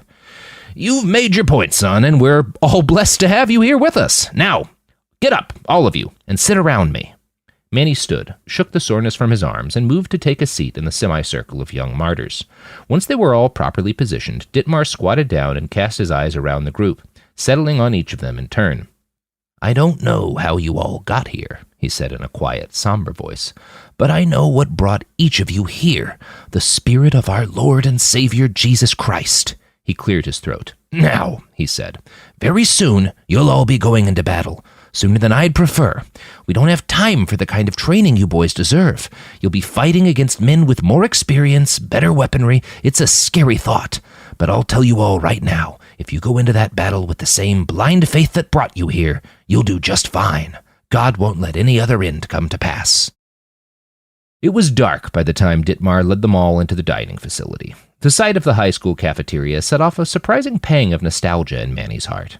He hadn't enjoyed school, but something about the gray, fabric-colored walls, the colorful posters, and the dozens of identical faux wood tables made him long for a simpler time. For a second, he was almost able to forget where he was, what he was doing, and pretend this was just another day in school. That illusion was broken when he looked at his fellow martyrs. Hundreds of them had filed into the cafeteria, dressed in a motley assortment of battle dress uniforms from the old U.S. Army, the Republic of Texas, and even the Mexican Army. Most of them were young, not even into their 20s. Around a quarter of them, though, were old for soldiers, in their 40s or 50s. There was no military discipline in their appearance. Many of the men had beards or long, unruly hair. "These fucks aren't soldiers," Roland whispered to him as they took their seats at one of the fake wooden tables on the left side of the room. "This is what cannon fodder looks like, kid. The Heavenly Kingdom just expects these people to die." Manny felt a surge of anxiety. He was sure someone else must have heard Roland, but when he glanced around, he saw their table mates were all deep in conversation with each other. Most of them, at least. Jonathan, the only other non-white person in their training unit, seemed to have been excluded. The other soldiers leaned away from him. The focus of the table seemed to be a tall, square-jawed young man with a Georgian twang to his accent. "Martyrs!" a loud voice cried from a podium at the center of the cafeteria. The sound of hundreds of bodies on hundreds of chairs turning to face the noise filled the room. The speaker was a tall, painfully thin man clad in a long black robe. An enormous wooden cross hung from his neck. His hair was greasy, unruly, and shock white. He had a patchy beard and the overall look of an unkempt madman. But then he spoke. "My brothers, it is a blessed thing to have you all here today." He began in a voice that was little more than a whisper. There was a raw rasp to his voice. He sounded almost hoarse. Something about that quality drew Manny's attention. "In the coming days, your instructors will prepare you for the great battles that lie ahead. You will be given the best arms and armor our kingdom can provide. But just by being here, each of you has shown you already have a weapon more powerful than any tool in our armory. Faith in God Almighty." His voice raised in pitch now. It was still raspy and hoarse, but it picked up a sharp, booming quality. He spoke faster. His cheeks grew red. "Put on the armor of God," he cried, "and you will stand firm against the schemes of the devil. Be strong and courageous. Do not panic before the enemy, for in every battle the Lord your God will go ahead of you. He will never fail you nor abandon you." At this, several of the men around the room pounded their fists on the tables. One man in the back let out a whoop. These outbursts inspired other men to cry out, "Praise God!" Manny glanced around, trying to gauge if more or less than half of the room was joining in. He didn't want to stay quiet if that was going to look weird. But then the pastor went quiet. A sense of anticipation filled the room. There were about 400 cadets all dining together in this shift, and of course the officer in charge, a tall, gangly redhead with no chin but a strangely beautiful baritone voice, led them in prayer before the meal. Manny repeated the words after him, but he didn't hear them. He did have to elbow Roland once, when he saw the big posthuman wasn't chanting along with the other soldiers. Just then, a pair of big doors to the left of the stage swung open. Dittmar walked out, with a hefty brown canvas bag over his shoulder. He was followed by an armed guard, and then two men in shackles. The captives wore striped white prison pajamas, and they both looked the worse for wear. One of them, a middle-aged black man, looked familiar. Manny thought he must be a captured SDF fighter. His lip looked as if it had recently been split, and there was a nasty gash on his forehead. He kept his head down, and his shoulders slumped. His posture was one of complete resignation. The other man was... Manny's heart skipped a beat. Oscar. He'd been beaten too, although not as badly as the soldier. He looked not so much frightened as bewildered, starving, and probably reeling from one or more head injuries. Dude, Roland nudged Manny's ribcage and whispered to him, the fuck? Manny realized his mask had slipped. He'd let himself stare in horror rather than the excitement evident in everyone else's face. No one else seemed to have noticed yet. They were all focused on the prisoners. But Manny forced a grim smile onto his face and tried to look, at least, like he was deeply satisfied. An armed martyr prodded Oscar and the SDF man in their backs with his rifle and ushered them up onto the stage. Dead silence reigned over the cafeteria. No one spoke. It took Manny a few seconds to realize he was actually holding his breath. Once the captives were up on stage, the armed martyrs pulled them down to their knees. Ditmar set his bag down, unzipped it, and pulled out a wooden rod, about 2 feet in length and as thick around as Manny's forearm. Warriors of God, the priest intoned in a low whisper. Manny felt himself lean into the man's words, even as dread pickled the pit of his stomach. These men appointed themselves enemies of our heavenly kingdom, foes of God! He raised a hand up to Ditmar. His hand shook, but not out of fear. He positively vibrated with excitement. Who among you will take up the rod and punish these men? The chair-scraping floor sound of someone standing up very quickly rose behind him. Manny glanced back and saw that one of the men from his cadet group had been the first to stand. He was tall, with broad, thick shoulders and chest muscles that spoke of a youth spent laboring in the field. He had thin, dirty blonde hair, a thick jaw, and blue eyes that shone with excitement. What's your name, martyr? The priest asked. Eric Friedman, sir, the young man cried back. Martyr Friedman, Ditmar cried out as he held the rod up. Come forward and do the Lord's work! The young man walked forward, stepped up onto the stage, and took the rod from Ditmar's hand. He glanced down at the captives. His eyes passed over Oscar and lingered on the battered black soldier. Strike a blow for the Lord, the priest whispered, and Martyr Friedman obliged. His first swing was weak, unsure and poorly aimed. It struck the soldier on his shoulder. He didn't cry out. Martyr Friedman's second strike was harder, surer. He hit the soldier right in the gash on his forehead, and the man dropped with a muffled cry. Eric hit him again, and again, and again. Ditmar grabbed another rod from the bag and held it out. Stand up, men of God! The priest's voice rose again, to a pitch so high it was almost a shriek. Step up and be the hands of justice! Just for a moment, Oscar saw him. Surprise, then confusion, and then anger passed over the stringer's face in the space of about a second. Manny didn't want to think about what Oscar saw in his face. And then men rushed the stage, and Oscar disappeared in the swarm of martyrs-to-be, rushing to share in the beatings. Roland took the opportunity provided by the chaos to lean back and whisper a question to Manny. What's going on, guy? I know that guy, the one on the left, Manny whispered back. He's one of my stringers. He works for me. He's my friend. Roland nodded, and then stood up and rushed up to the stage. By the time he reached it, a dozen other martyrs had joined Eric in beating the two captives. There was blood on the floor, blood on the sticks, and blood splattering the martyrs' new uniforms. Oscar cried out from each blow. It sounded like his mouth was full of blood. And then Roland took a rod from Ditmar's hand and, in the space of a second, brought it down on both men's skulls with dull, meaty thuds. The soldiers went still. The screaming stopped, and every eye in the room turned to Roland. The chromed man looked out at the crowd. There was an agonizing moment of silence, and then Manny knew what he had to do. Praise God! He screamed out. The room joined in, and soon a chorus of cheers filled the cafeteria. After that, Roland was everyone's favorite martyr. Once the men's bodies were dragged off the stage and dinner began, the martyrs could barely contain their admiration for his strength. That was incredible, Eric said. I can't wait to go into battle with you. What did you do before? A young man with a thick Oklahoma twang asked. From the way you cracked those skulls, I'd have guessed you've been doing that for years. Roland gave short, non-committal responses. His taciturn attitude didn't stop the other martyrs from talking about him with supreme glee. Their words sickened Manny, but their focus on Roland gave him a chance to breathe and mourn and avoid looking over at the stage while Ditmar's men dragged Oscar's body away. By the time the excitement had subsided and dinner had ended, Manny felt like he could just barely make it to his bunk without breaking down. He lagged behind Roland and the others as they all filed into the barracks. Manny was grateful for Roland's ability to draw attention until, during the walk, that young black martyr sidled up to Manny and introduced himself. "I'm Jonathan," he said, "and I'm honored to meet you." "Why?" Manny asked. "I think you and I were the only ones who weren't cheering during that." "Ah," Manny said with a nod. He took a careful look at Jonathan's face. The other man's chubby cheeks and soft smile seemed almost calculated to make him look guileless. "Whatever he says, he's one of them. Be careful." "I understand why it was necessary," Manny said, "but I don't have to like it." "Neither do I," Jonathan said. "We have to fight them. We're fighting for God here, after all, but we don't have to become monsters." Manny nodded. He didn't say anything. Jonathan took that as an invitation to say more. "I think we're going to have a harder time here than the others," he said, and gestured to the very Caucasian crowd ahead of them.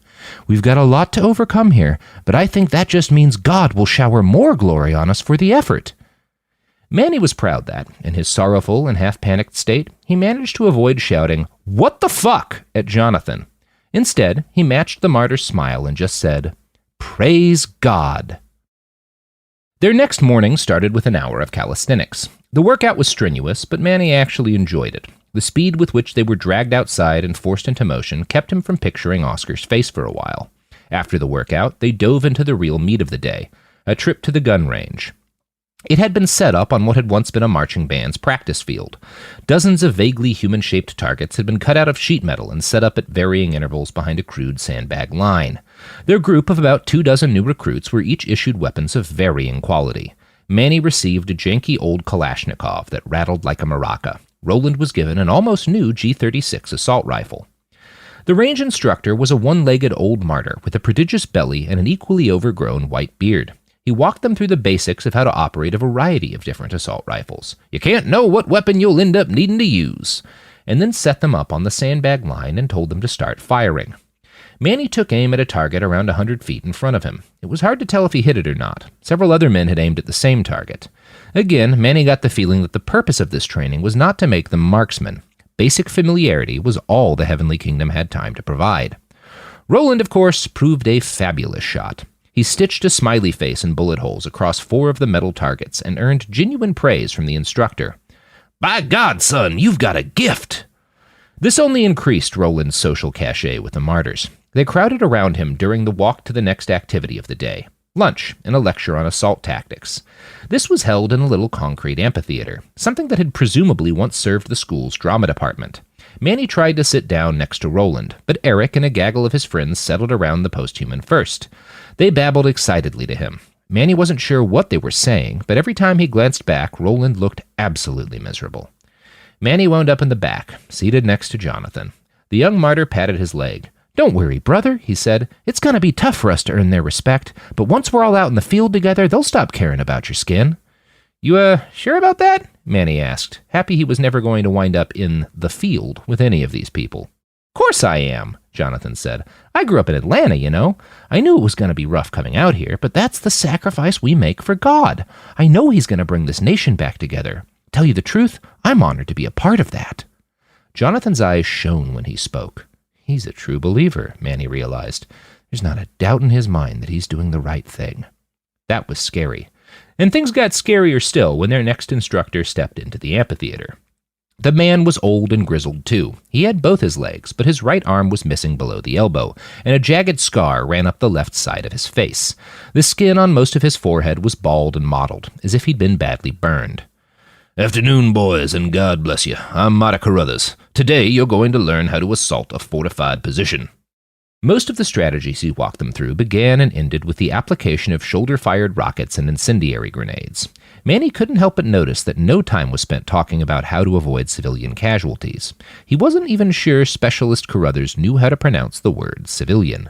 "Remember what it says in the book of Samuel, boys," the older man drawled. "Now go and strike and devote to destruction all that you have. Do not spare them, but kill both man and woman, child and infant, ox and sheep, camel and donkey." He laughed, which made a few of the young martyrs comfortable enough to laugh too.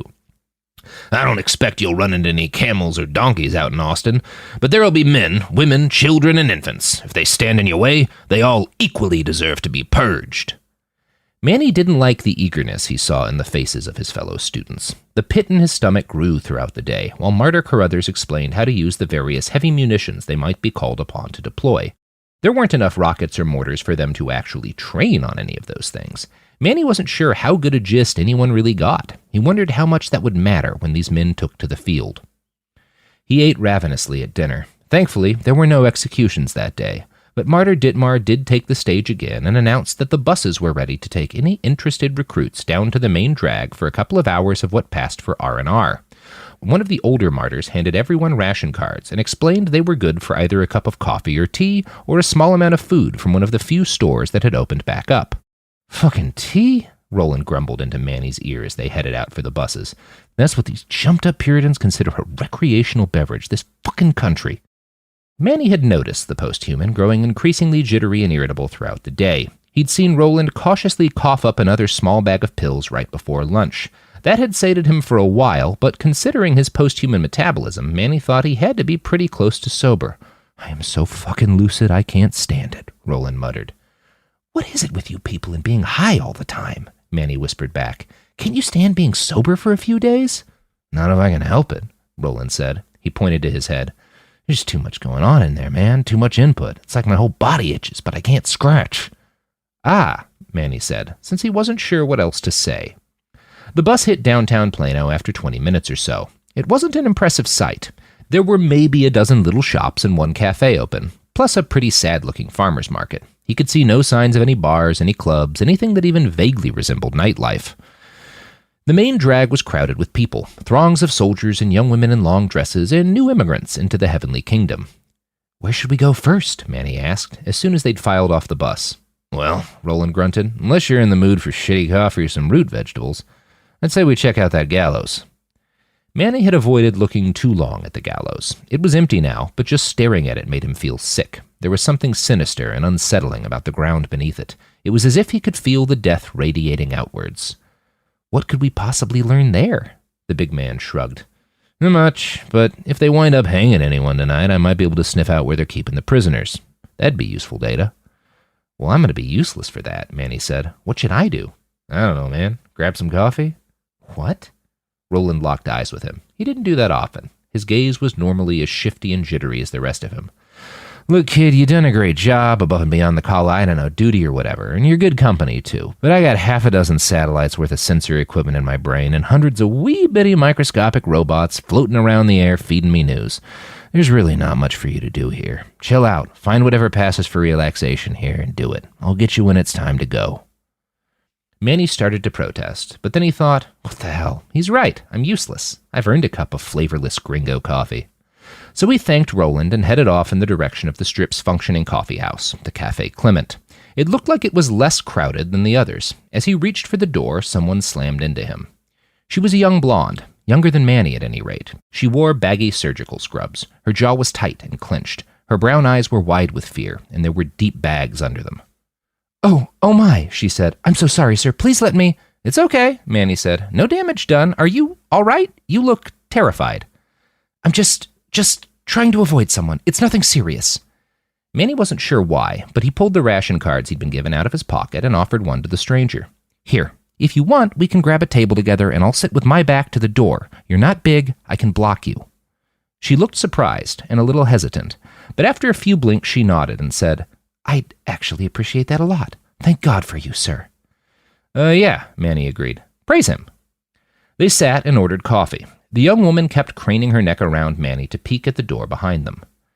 "Look, I'm not going to ask what's up with you, but can I get your name at least? That might make this less awkward. I'm Emmanuel. Manny for short." "Sasha," she said. I just got here a few days ago. You?" "This is my second day." She looked surprised. "I wouldn't have guessed. What with the uniform?" He laughed. "It turns out they just hand these to anyone who'll hold a gun. I didn't even really have a choice." "Well, if that's where you wound up, I'm sure it's where the Lord wants you. Praise God for that."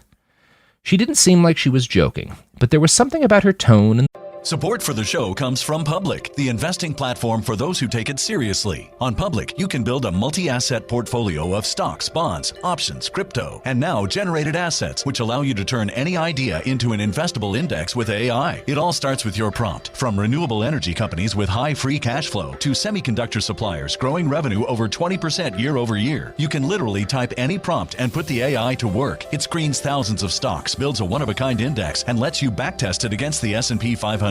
Then you can invest in a few clicks. Generated assets are like ETFs with infinite possibilities, completely customizable and based on your thesis, not someone else's. Go to public.com/podcast and earn an uncapped 1% bonus when you transfer your portfolio. That's public.com/podcast. Paid for by Public Investing. Brokerage services by Open to the Public Investing Inc. Member FINRA and SIPC. Advisory services by Public Advisors LLC, SEC registered advisor. Generated assets is an interactive analysis tool. Output is for informational purposes only and is not an investment recommendation or advice. Complete disclosures available at public.com/disclosures. Kids, pets, life, your sofa sees it all. But with a washable sofa, stains don't stand a chance. All of our sofa collections come with fully machine washable covers and cushions, making cleanup effortless. Liquid and stain-resistant fabrics provide extra protection against everyday messes. Plus, with modular designs, you can rearrange your sofa however you like. Perfect for growing families and changing spaces. Starting at just $699, it's time to upgrade to a stress-free, mess-proof sofa. Visit washablesofas.com today and save. Offers are subject to change and certain restrictions may apply. Hey, this is U.S. Olympic gold medalist Tara Davis Woodhull. And I'm U.S. Paralympic gold medalist Hunter Woodhull. As athletes, our lives are about having a clear path. And a team that you can absolutely trust. So when it came to getting the best mortgage, we chose PennyMac. PennyMac is proud to be the official mortgage provider of Team USA and you. Learn more at pennymac.com. PennyMac Loan Services, LLC, Equal Housing Lender, NMLS ID 35953. Licensed by the Department of Financial Protection and Innovation under the California Residential Mortgage Lending Act. Conditions and restrictions may apply. Let's talk about modern home shopping. It's sort of become a fun side hobby, right? Scrolling listings at night, dreaming about kitchens you've never seen, or backyards you haven't even stepped foot in, all from the comfort of pretty much anywhere. Redfin knows a lot of people like you want to own, but are stuck in this browsing mode loop. That's where Redfin flips the script. With listings that update within minutes and tours you can book right from the Redfin app, you can see your dream home the moment it appears. Now, liking a listing is easy, but actually landing it, that's where Redfin comes in. Redfin has over 2,200 agents with local expertise. And Redfin agents close twice as many deals as other agents. That means they want to help you win, not just window shop. Redfin is built to help you go from just looking to wait, this could actually be home. So become the newest neighbor on the block. Visit redfin.com to start finding and start owning. That's redfin.com. The way her jaw never unclinched that made Manny suspect she was a little less than convinced about her own words. For the next few minutes, they talked, in between sips of mediocre coffee.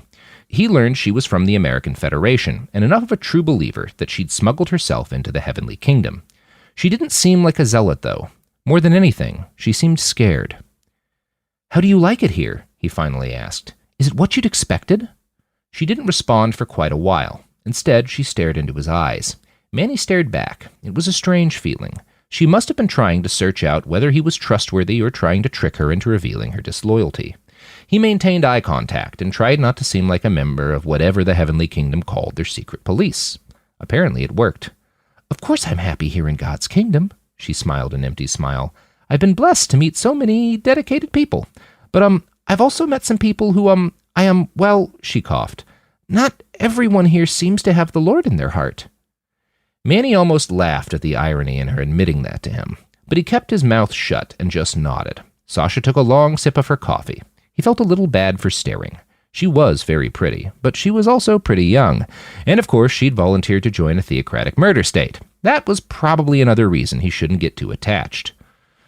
"So anyway," Sasha explained, "I've run into some men I don't like very much, and they keep finding me when I get off from my shift at the hospital. I'm sure they're waiting outside the house of where I'm staying right now. I just don't want to deal with that again."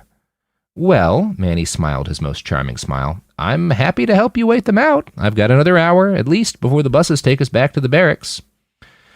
And so, for a while, they just talked. She told him about her work in the hospital, and he tried to say as little as possible about his 2 shitty days as a martyr.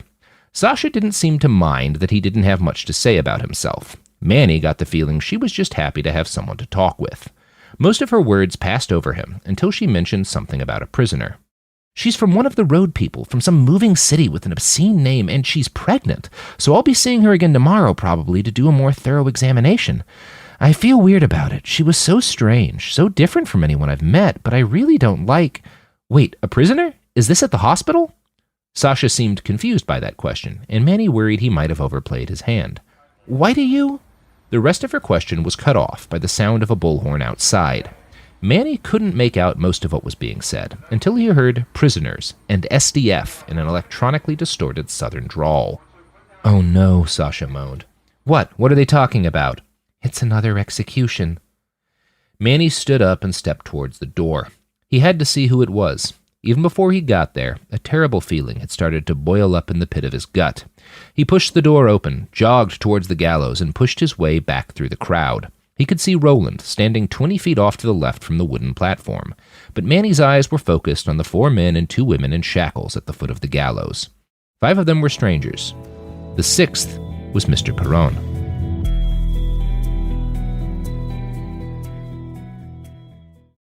The Black Effect Presents features honest conversations and exclusive interviews.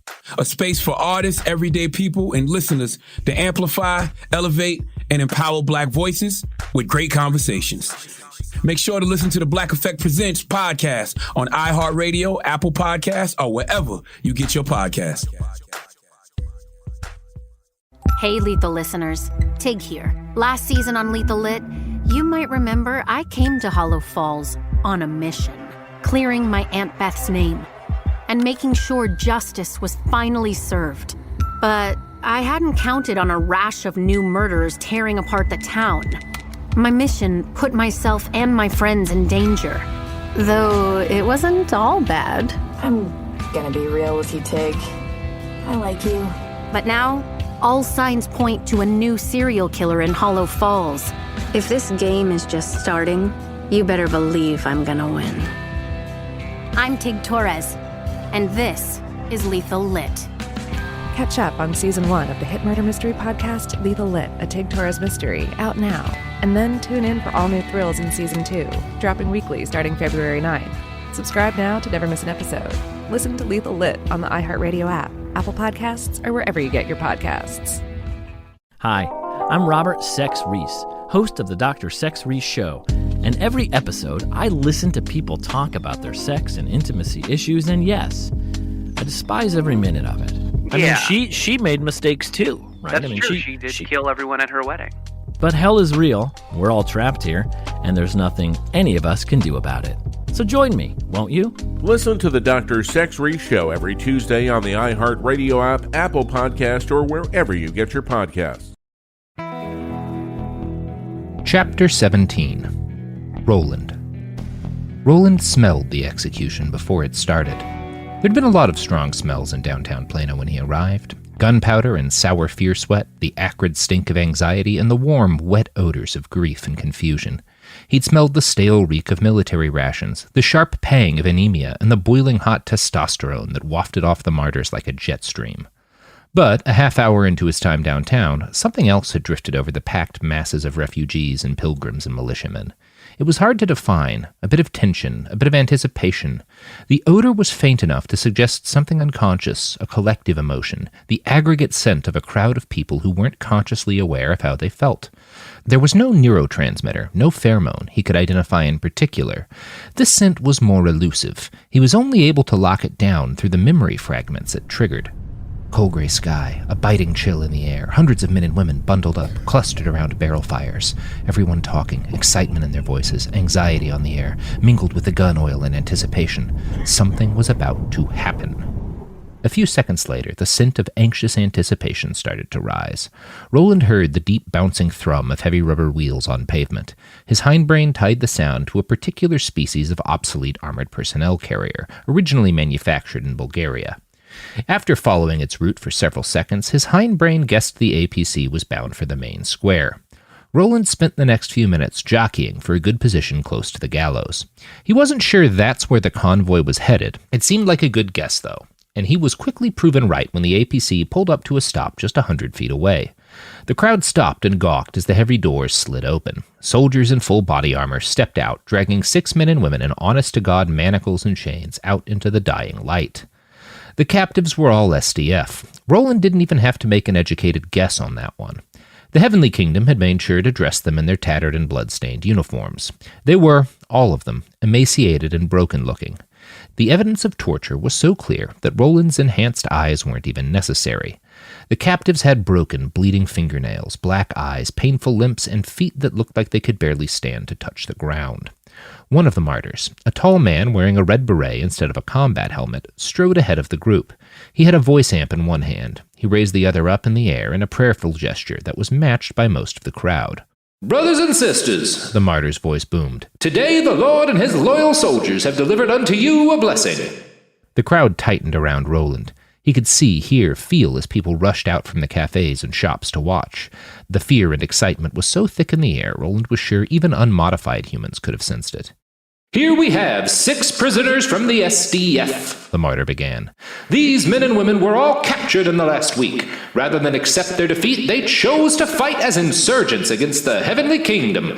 God and his martyrs are merciful, but these sinners have spat on that mercy. Now it is our privilege to execute upon them the judgment written. This honor have all his saints. Praise ye the Lord." A ragged cheer went up from the crowd. Many of the assembled sounded less than enthusiastic, at least to Roland's ears, but there were still dozens and dozens of voices full of reckless hate. The prisoners marched forward with their escort, ever nearer to the gallows. Roland's ear tingled, and he sensed Manny's presence out in the street now. The kid smelled afraid, with a faint, fading tinge of pheromonal arousal. Roland backed away and escaped the main press of the crowd. In a few seconds, he was behind Manny, and he put a hand on the fixer's back. The young man jumped and then shot Roland a furious look. "The hell!" Manny caught himself, and instead pointed up to the line of doomed men and women. "Roland, I know that." "Hey!" A girl ran up to them. She smelled scared too, but the scent was much deeper on her, sunken into her skin. She'd been scared for quite some time. She seemed to know Manny, and he definitely knew her. "Sasha," Manny said, "I'm sorry, I just needed to—" He paused, shook his head, and then put a hand on Roland's shoulder. "This is my comrade, Martyr Aaron. We fled here together, once the SDF retreated from Farmer's Branch. Aaron, this is Sasha." "It's good to meet you, Martyr Aaron," she said, and flashed him an anxious smile. "I'm so glad God's grace has brought us all together."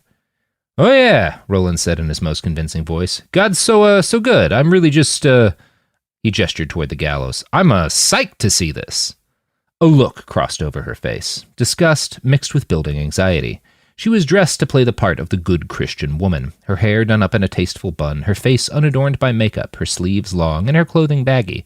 But her scent didn't lie. It suggested she was pretty far from all in on this whole Heavenly Kingdom thing.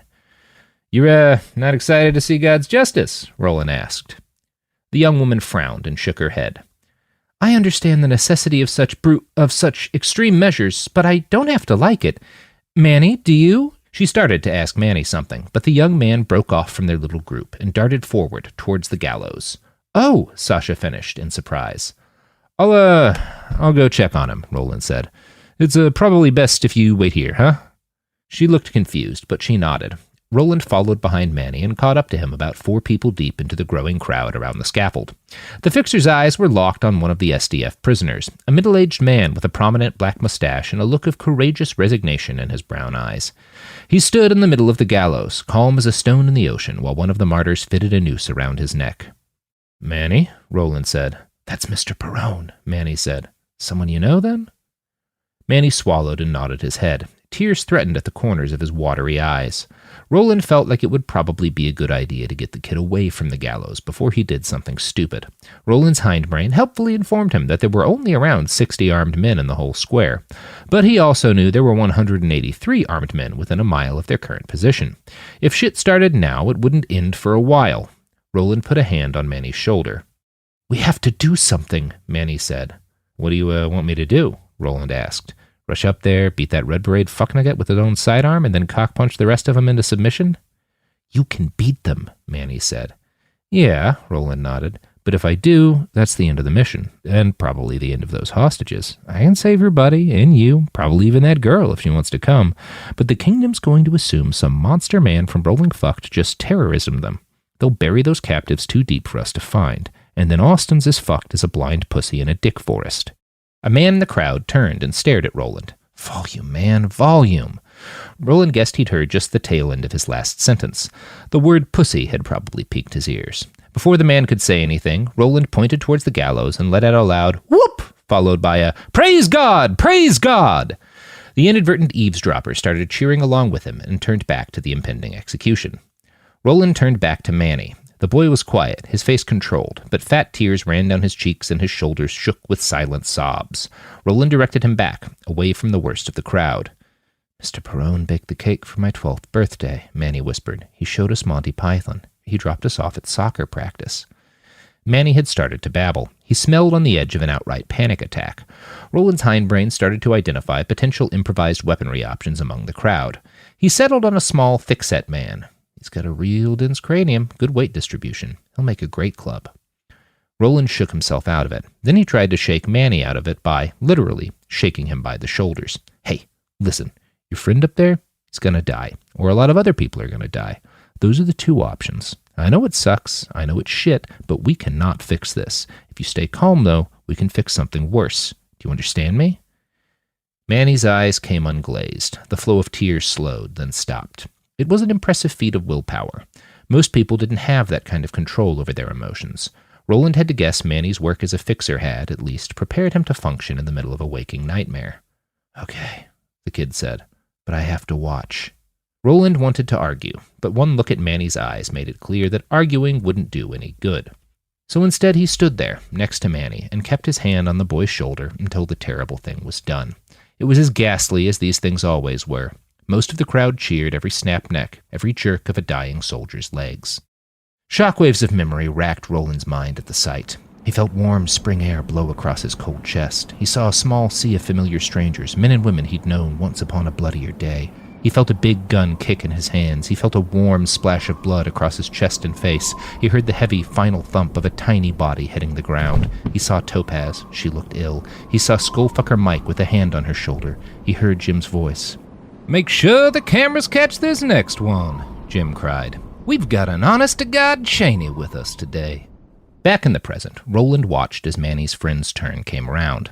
Manny swallowed. His face went pale. Tears streamed down the boy's face, and Roland felt a sudden, peculiar urge to bury him in a hug. He did not do that, though. Roland just stood still, with a firm hand on Manny's shoulder while they tightened the noose around Mr. Perrone's neck and dropped him down to hang until he was dead, dead, dead. Roland was proud of how straight Manny stood, how the boy held back from sobbing, and how, once the sad spectacle was over, Manny turned back around and headed towards the Christian girl, Sasha. She still stood where they'd left her. Roland could tell she'd been crying too, although she'd taken some pains to describe it. She was hard to get a read on that one. She struck him as one of the faithful, but she didn't strike him as a nut. Maybe she'd just gotten suckered into this awful place. Roland could surely understand that. He was pretty sure he'd been suckered into dumber things.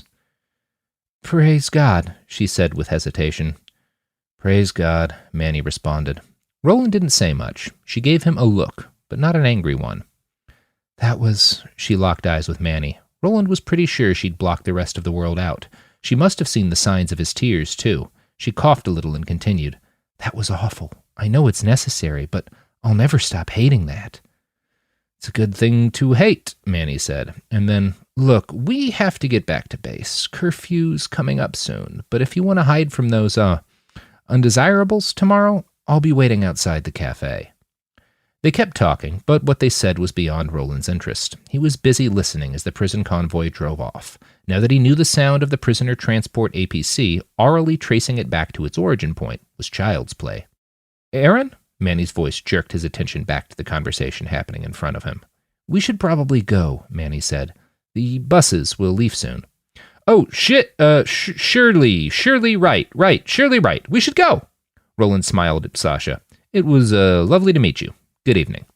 He put a hand on Manny's shoulder, and together they headed off to the buses. Manny only stopped twice to cry. Manny didn't say much the rest of the night. Roland was proud of him for holding back his tears during the bus ride and the walk to the barracks. The kid broke down as soon as he got into bed, of course, but he kept his sobs silent, and Roland was pretty sure none of the other recruits noticed.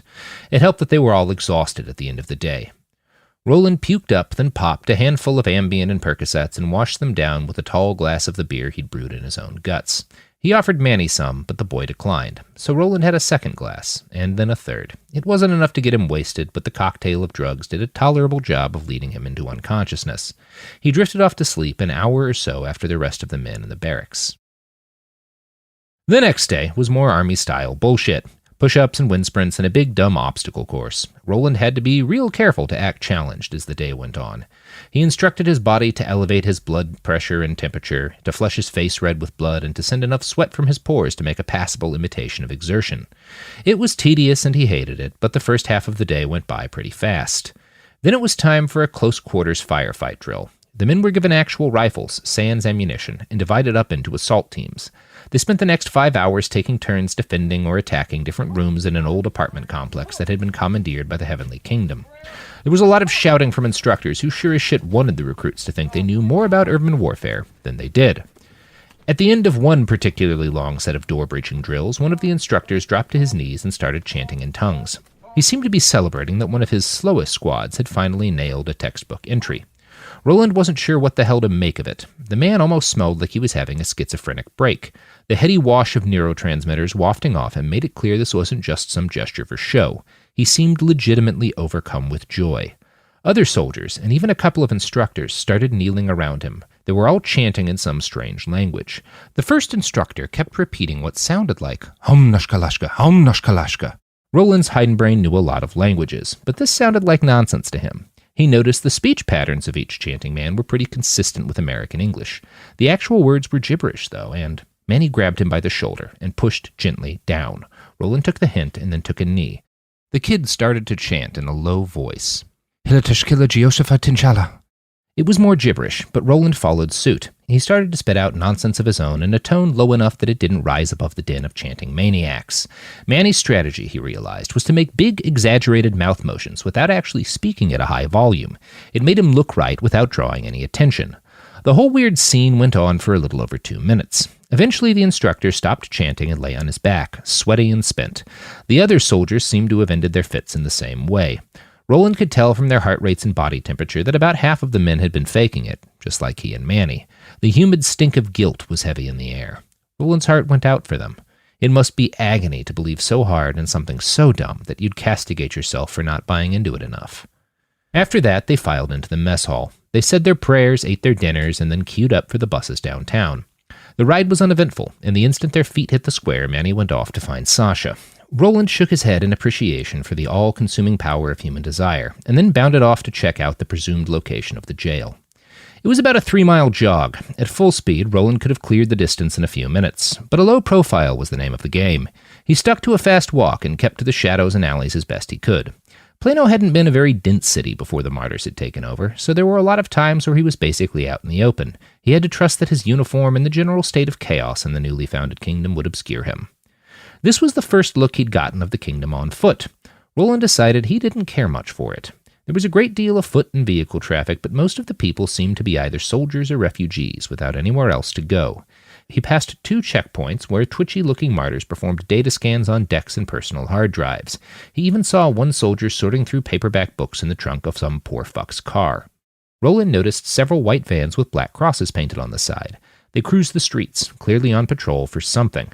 He watched one stop in front of a family of refugees, heavy with backpacks and carrying intake papers in their hands. Men in white jumpsuits with gold cross badges piled out and surrounded the family. Roland concealed himself behind a dumpster and watched as the patriarch of the family handed them his papers and spoke in a frantic, animated tone. One of the men pointed at his daughter, who wore a stained t-shirt and a ragged pair of denim shorts. They were baggy and hardly stylish, but the men in the jumpsuits seemed furious. They pointed and shouted. The man put his hands in the air and tried to say something, but one of the jumpsuited men smashed his head with a cane. Cold rage bubbled up inside Roland. Fuck this place, he simmered to himself. Fuck these janky-ass throwback fundamentalists and their fascist bullshit. He wanted to charge out from behind the dumpster and tear into these low-rent Hizbah motherfuckers. He wanted to shove those thick wooden rods so far up their asses they'd be shitting splinters for weeks. The mission, he reminded himself. The fucking mission. And so he watched as the men in white beat the old guy. He watched as they pulled the poor bastard's daughter into a van and forced a hideous gray woolen dress over her head. It didn't fit, and it looked liable to give her heat stroke in the late Texas summer. She didn't fight them, though. Roland moved on, reluctantly, and found what his hindbrain suspected was the old jail. The APCs he'd seen last night were parked out front. The compound was guarded and busy. Roland counted 14 guards just outside. Mind you, they were human guards. No powered armor, no heavy artillery, nothing at hand that could do much more than tickle him. They wouldn't present a danger, but they would cause a hell of a lot of noise if he attempted a daylight prison break. He scrambled up onto a half-collapsed condo building that had been abandoned after a heavy mortar shell gutted the inside. It provided a good view of the jail. For the next hour, Roland just watched. His hindbrain mapped the pattern of the guard rotations and noted the security protocols they followed when each new vehicle arrived. He took a lot of deep breaths and, gradually, pulled enough scents from inside the jail to have a decent idea of how many people were in there. He'd never smelled Marigold or the other rolling fuck negotiators before, but his nose picked up on 3 people with a handful of aftermarket modifications. Most of the martyrs he'd met had been limited to civilian-grade healing suites and sensory upgrades. It was a safe bet that these were their targets then. When you've got the message, put down the phone. Roland wasn't sure where or when he'd heard that aphorism, but it came into his head, and a moment later he realized the sun was pretty low in the sky. It'd be bus time soon. He headed back through the high shadows and across the cracked and bullet-scarred boulevards until he was able to merge back into the evening crowd at the square. Manny and the Christian girl had moved on from the cafe by that point. He actually ran into them in front of some building with a sign that identified it as the House of Miriam. They were saying weird, chaste, religious-y goodbyes. "Oh, hello, Aaron," Sasha smiled when she saw him. Manny turned around and flashed him a weary smile, too. Roland could see pain in the kid's eyes, but it was at least cut with a bit of arousal. He decided that was a good thing. Ever since Oscar's death, Manny had been riding the line between function and complete emotional collapse. He decided to encourage the fixer's weird little friendship with the Christian girl. "Hey," Roland said, "how was the, coffee? Smelled like it was mostly chicory and food dye when I walked by earlier, but maybe they sold you all the good stuff." "They did not," Manny said. "You must be blessed with an exceptional nose," Sasha said, and gave him an odd look. Then she asked, "What did you get up to?" "I, checked out the farmer's market," Roland lied. "I'll tell you what, some good frickin' cucumbers up in there. That's where I was. Cucumbers." Sasha's odd look deepened. Manny brought a hand up to the bridge of his nose and kneaded his brow in frustration. "We should head back to the buses. I'll see you tomorrow, Sasha, yeah?" "Yes, of course," Sasha replied with a genuine smile. If this was a sane world, Roland thought, the two of them would have had a real date by now. But this was the Heavenly Kingdom. They were surrounded by extremist militants, and Sasha probably wasn't even allowed to look at condoms. Also, she's one of those militants, Roland reminded himself. He let the kids say their goodbyes and then walked back to the bus with Manny. The kid seemed unsettled. "I feel like I'm making a real dumb decision," he said. "What?" Roland asked. "Talking with that girl," Manny shrugged. "She's told me all she knows about those prisoners already, but we're supposed to meet at the one shitty cafe in this town tomorrow. I know it's stupid, but I kind of want to make that meeting." "Why is it stupid?" Roland asked. They had to drop their voices a little as they drew closer to the line for the buses. "Because," Manny said, "we're not going to be here long. Sasha confirmed our people are in the jail, and you scouted it out today, right?" "Yup." "So we're confirmed twice over. It's time to do this thing and get out. I don't have time to eat shitty food with a pretty girl." Roland turned and fixed his eyes on Manny's. He leaned in until their noses were almost touching, and then he poked the boy's chest with his index finger, for emphasis, while he spoke. "Emmanuel Sanchez, listen to me. There is always time to eat shitty food with a pretty girl. Fuck the war, fuck what's a good idea, go eat some garbage and stare into her eyes. Do something human in this inhuman place. Late night will be a better time for the rescue anyway." Manny was silent for several long seconds. Then he said, "Okay." The next day started with more PT, as usual. Then it rolled right into an extra long trip to the firing range and 3 more hours of close assault drills. Roland found himself disgusted by the Kingdom's tactics. Their go-to was to dump heavy artillery on any embedded resistance. No heed was paid to the civilian cost. They were fine having untrained kids lob mortars into crowded neighborhoods. "The Lord will recognize his own," Martyr Carruthers had said, over and over again. That evening, before the dinner prayer, the raspy-voiced priest came by to speak to all the recruits in the chow hall. Roland missed Martyr Ditmar's introduction of the priest. He was too busy puking up and surreptitiously eating his last bag of drugs. But his ears perked up when the wild-haired old nutfuck launched into his speech. The burdens placed upon the warriors of God are great. You men have sworn yourselves to a ponderous duty, but that duty does not end on the battlefield. If the heavenly kingdom is to remain and expand, we will need you to fight in the field and with your other God-given attributes." This elicited a dim chorus of chuckles from the audience. It took Roland an embarrassing amount of time to realize what the preacher was talking about. "Oh, geez, this speech is about fucking." "The Lord commands us to be fruitful and multiply," the priest wheezed, "but he also calls us to respect the sacred bonds of holy matrimony. In times of war, the times we all live in now, this might seem to create some difficulty. But that's only because most of us are trained to think of marriage in the secular context. The average married couple in the American Federation dates for 8 years before being wed. In California, it's closer to 10. Of course, in both those places, dating is more or less a form of cashless prostitution."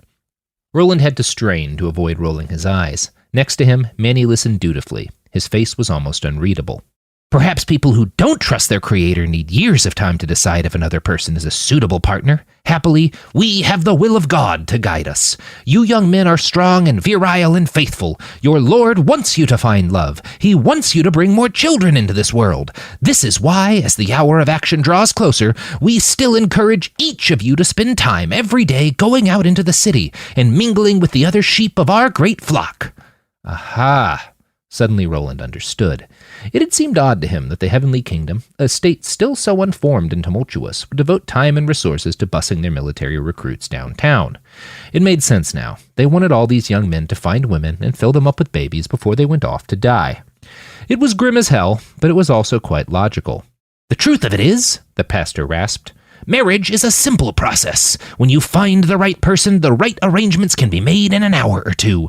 That is why I'm here, along with Pastors Sandor, Ellsworth, and Biggins. You can find us at any hour of the day or night to bless your unions once God shows you to your wives. And there are more pastors at the House of Jacob near the square.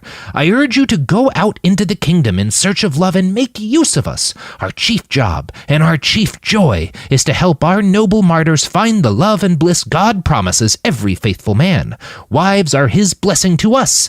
Children are our duty to him. Now," the man said with a rakish grin, "go forth and multiply the flock." The line for the buses was extra long that day. By the time Roland and Manny actually made it to the square, they were nearly an hour later than usual. Manny rushed right off to find Sasha. Roland found his way to an alley and then darted across town and towards the jail once again. They'd already confirmed the location of their targets, so Roland's last job was to mark out a good exit route from the city. He didn't expect it to be a quiet prison break. That would draw attention and fighters. The good news was that nothing within the Heavenly Kingdom looked particularly well organized. A ton of fighters patrolled the streets, but most of Plano was still pretty war-torn. Their camera grid was far from comprehensive. If they had a sizable drone force, it was kept nearer to the front than here. The quickest route seemed to be to head straight north from the jail, up K Avenue and past an old housing development filled with crumbling mansions. That route would take them past 2 fortified bases. There'd be a couple hundred infantry to deal with, along with their attendant APCs and a handful of drones. Roland felt confident he could have punched a hole through all that on his own, but he expected to have 4 or 5 civilians in tow. The odds of one of them taking a stray round were just too high. Another possible route took him up and to the left, towards an old tollway that seemed to mark the end of the Heavenly Kingdom's static defenses. They controlled a lot of the territory beyond, but the patrols there looked random. There were no fortifications or checkpoints. It was a much longer route than the other, but potentially one that required a lot less fighting. The last option was to veer right and take Park Avenue to Richardson. The Heavenly Kingdom had controlled that territory for even less time than they'd held Plano, and the fighting there had been heavier. They'd pass a lot of checkpoints, but not much in the way of troop concentration, as long as they kept south and away from Dallas proper. The scouting work itself was exhilarating. Roland had a lot of ground to cover, so he spent most of his time sprinting and scaling buildings, leaping from roof to roof and in between shattered windows. His senses were in full use. There were always passing convoys of civilians or patrols of martyrs or those odd white police vans somewhere nearby. He was close to caught a dozen times, and he loved every minute of the work. By the time he got back to the main square, it was quite late, and almost time for the buses to leave. He did a quick loop of the square to see if he could find Manny and Sasha. He caught traces of their scents, but neither of them seemed to be out and about. He eventually tracked Sasha's pheromone trail back to the house of Miriam, but Manny seemed to be gone. That was strange. Roland headed back to the buses in the hope of finding him there, but Manny wasn't in line. or on any of the buses. So Roland headed back to the base and tried to ignore the unease as it blossomed in his belly. Maybe he headed back early. Maybe the date went bad. That made sense. Sasha seemed nice for a religious extremist, but you couldn't predict zealots. It was so damn easy to set them off. Manny might have just said the wrong thing and decided it'd be safest to head back to base and chill in the barracks. The bus pulled into the school Coombe training facility's little vehicle depot. Roland noticed at once that Martyr Ditmar and a small bodyguard of armed men were waiting. That was unusual. Roland's hindbrain warned him that this was probably related to Manny's disappearance. He felt a thin drip of adrenaline start tapping on the back of his amygdala. It was the feeling he associated with shit about to happen. Roland tried to enjoy it, without letting it push him into action before he knew what was really going on. "Martyr Aaron," Ditmar said as he approached Roland. The instructor's bodyguard stayed close behind. "Would you come with me? We've got some news for you." "Where's Emmanuel?" Roland asked. "We'll explain everything," the older martyr said. "Just come with me." Roland followed him into the maze of buildings and towards a small office occupied by a white-haired man in what looked like the Heavenly Kingdom's equivalent of a dress uniform. It was blue, bedecked with medals, and had a shining silver cross on each epaulette. The fancy man looked very tired. Roland could smell cheap caffeine wafting from his pores. "This is Commandant Dawkins," Martyr Ditmar explained. "He's in charge of this facility. We've been telling him about you." "Martyr Ditmar is hard to impress," the Commandant said, "but to his eyes, you're some sort of latter-day Samson." "The strongest man I've ever seen," said Martyr Ditmar. "He's a darn fine shot, too. Something of a marvel." "Where's my friend?" Roland asked. "Where's Emmanuel?" The Commandant gave an indulgent smile. It didn't meet his tired eyes. "Listen, Martyr, I know you can appreciate how important unit cohesion is during a situation as stressful as combat. We've had to make some changes in order to ensure unity. Emmanuel is one of a number of soldiers we've transferred to special duty." Roland could read between the lines. He was sure if he checked in the barracks that Manny, Jonathan, and the other handful of non-white recruits would all be absent. "What kind of special duty?" Ditmar growled behind him. "Now listen, son. Just because the Commandant called you a Samson doesn't mean you're in charge around here. We're prosecuting a war. You won't be privy to every decision made above you, and you're just going to have to get used to that." The Commandant was a bit calmer. He put his hands forward in a placating gesture and tried again. "Your friend is fine. He's better than fine. He's going to get a chance to serve his Lord and the Heavenly Kingdom in glorious martyrdom. You should be happy for him." Ditmar stepped forward and squatted down next to him. He put a hand on Roland's thigh. A third of a second later, Roland had calculated the best way to rip that arm free of its socket and beat the other men in the room to death with it. But he held still for now. Manny would have been proud. "Listen, boy," Ditmar said. "I know you got used to having that brown kid help you talk with people, and I'm sure he did a fine job. I get that you're not much for social graces, but we're going to take care of you now, all right? You've got a whole army of brothers here. Just do what you do best, and we'll handle the rest." "Okay," Roland said. He put a hand on Martyr Ditmar's wrist and clenched it hard enough that everyone in the room heard the bones snap. The look of dawning terror on the other man's face was the best high Roland had gotten in days. He savored it for a quarter second before finishing his sentence. "I'll do what I do best, then." Hey, I've written a novel. It's called After the Revolution. You can find it as a podcast under After the Revolution, and you can find it at atrbook.com as a free EPUB. If you like it, I am crowdfunding the sequel so that I can keep making my books free. That will be at After the Revolution, the sequel, on GoFundMe. That's After the Revolution, the sequel, on GoFundMe.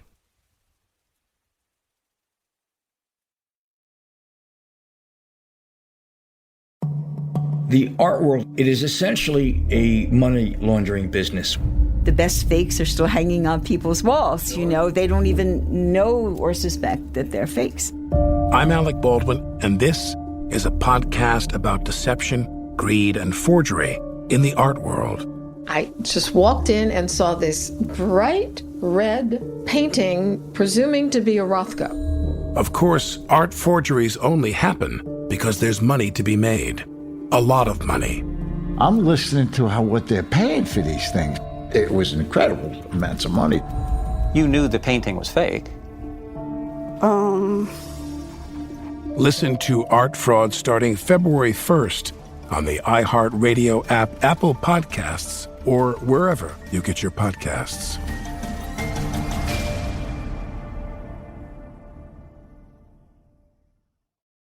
When P.T. Barnum's Great American Museum burned to the ground in 1865, what rose from its ashes would change the world. Welcome to Grim and Mild Presents, an ongoing journey into the strange, the unusual, and the fascinating. In our inaugural season, we'll give you a backstage tour of the complex and unusual artifact that is the American Sideshow. Listen to Grim and Mild Presents now on the iHeartRadio app, Apple Podcasts, or wherever you listen to podcasts. Executive producer Paris Hilton brings back the hit podcast, How Men Think. And that's good news for anyone that is confused by men, which is basically everyone. It's real talk, straight from the source. The How Men Think podcast is exactly what we need to figure them out. It's going to be fun, informative, and probably a bit scary at times, because we're literally going inside the minds of men. Listen to How Men Think on the iHeartRadio app, Apple Podcasts, or wherever you get your podcasts. Tired of spills and stains on your sofa? Wash away your worries with Anabay. Anabay is the only machine washable sofa inside and out, where designer quality meets budget-friendly prices. That's right, sofas start at just $699. Enjoy a no-risk experience with pet-friendly, stain-resistant, and changeable slip covers made with performance fabric. Experience cloud-like comfort with high-resilience foam that's hypoallergenic and never needs fluffing. The sturdy steel frame ensures longevity, and the modular pieces can be rearranged anytime.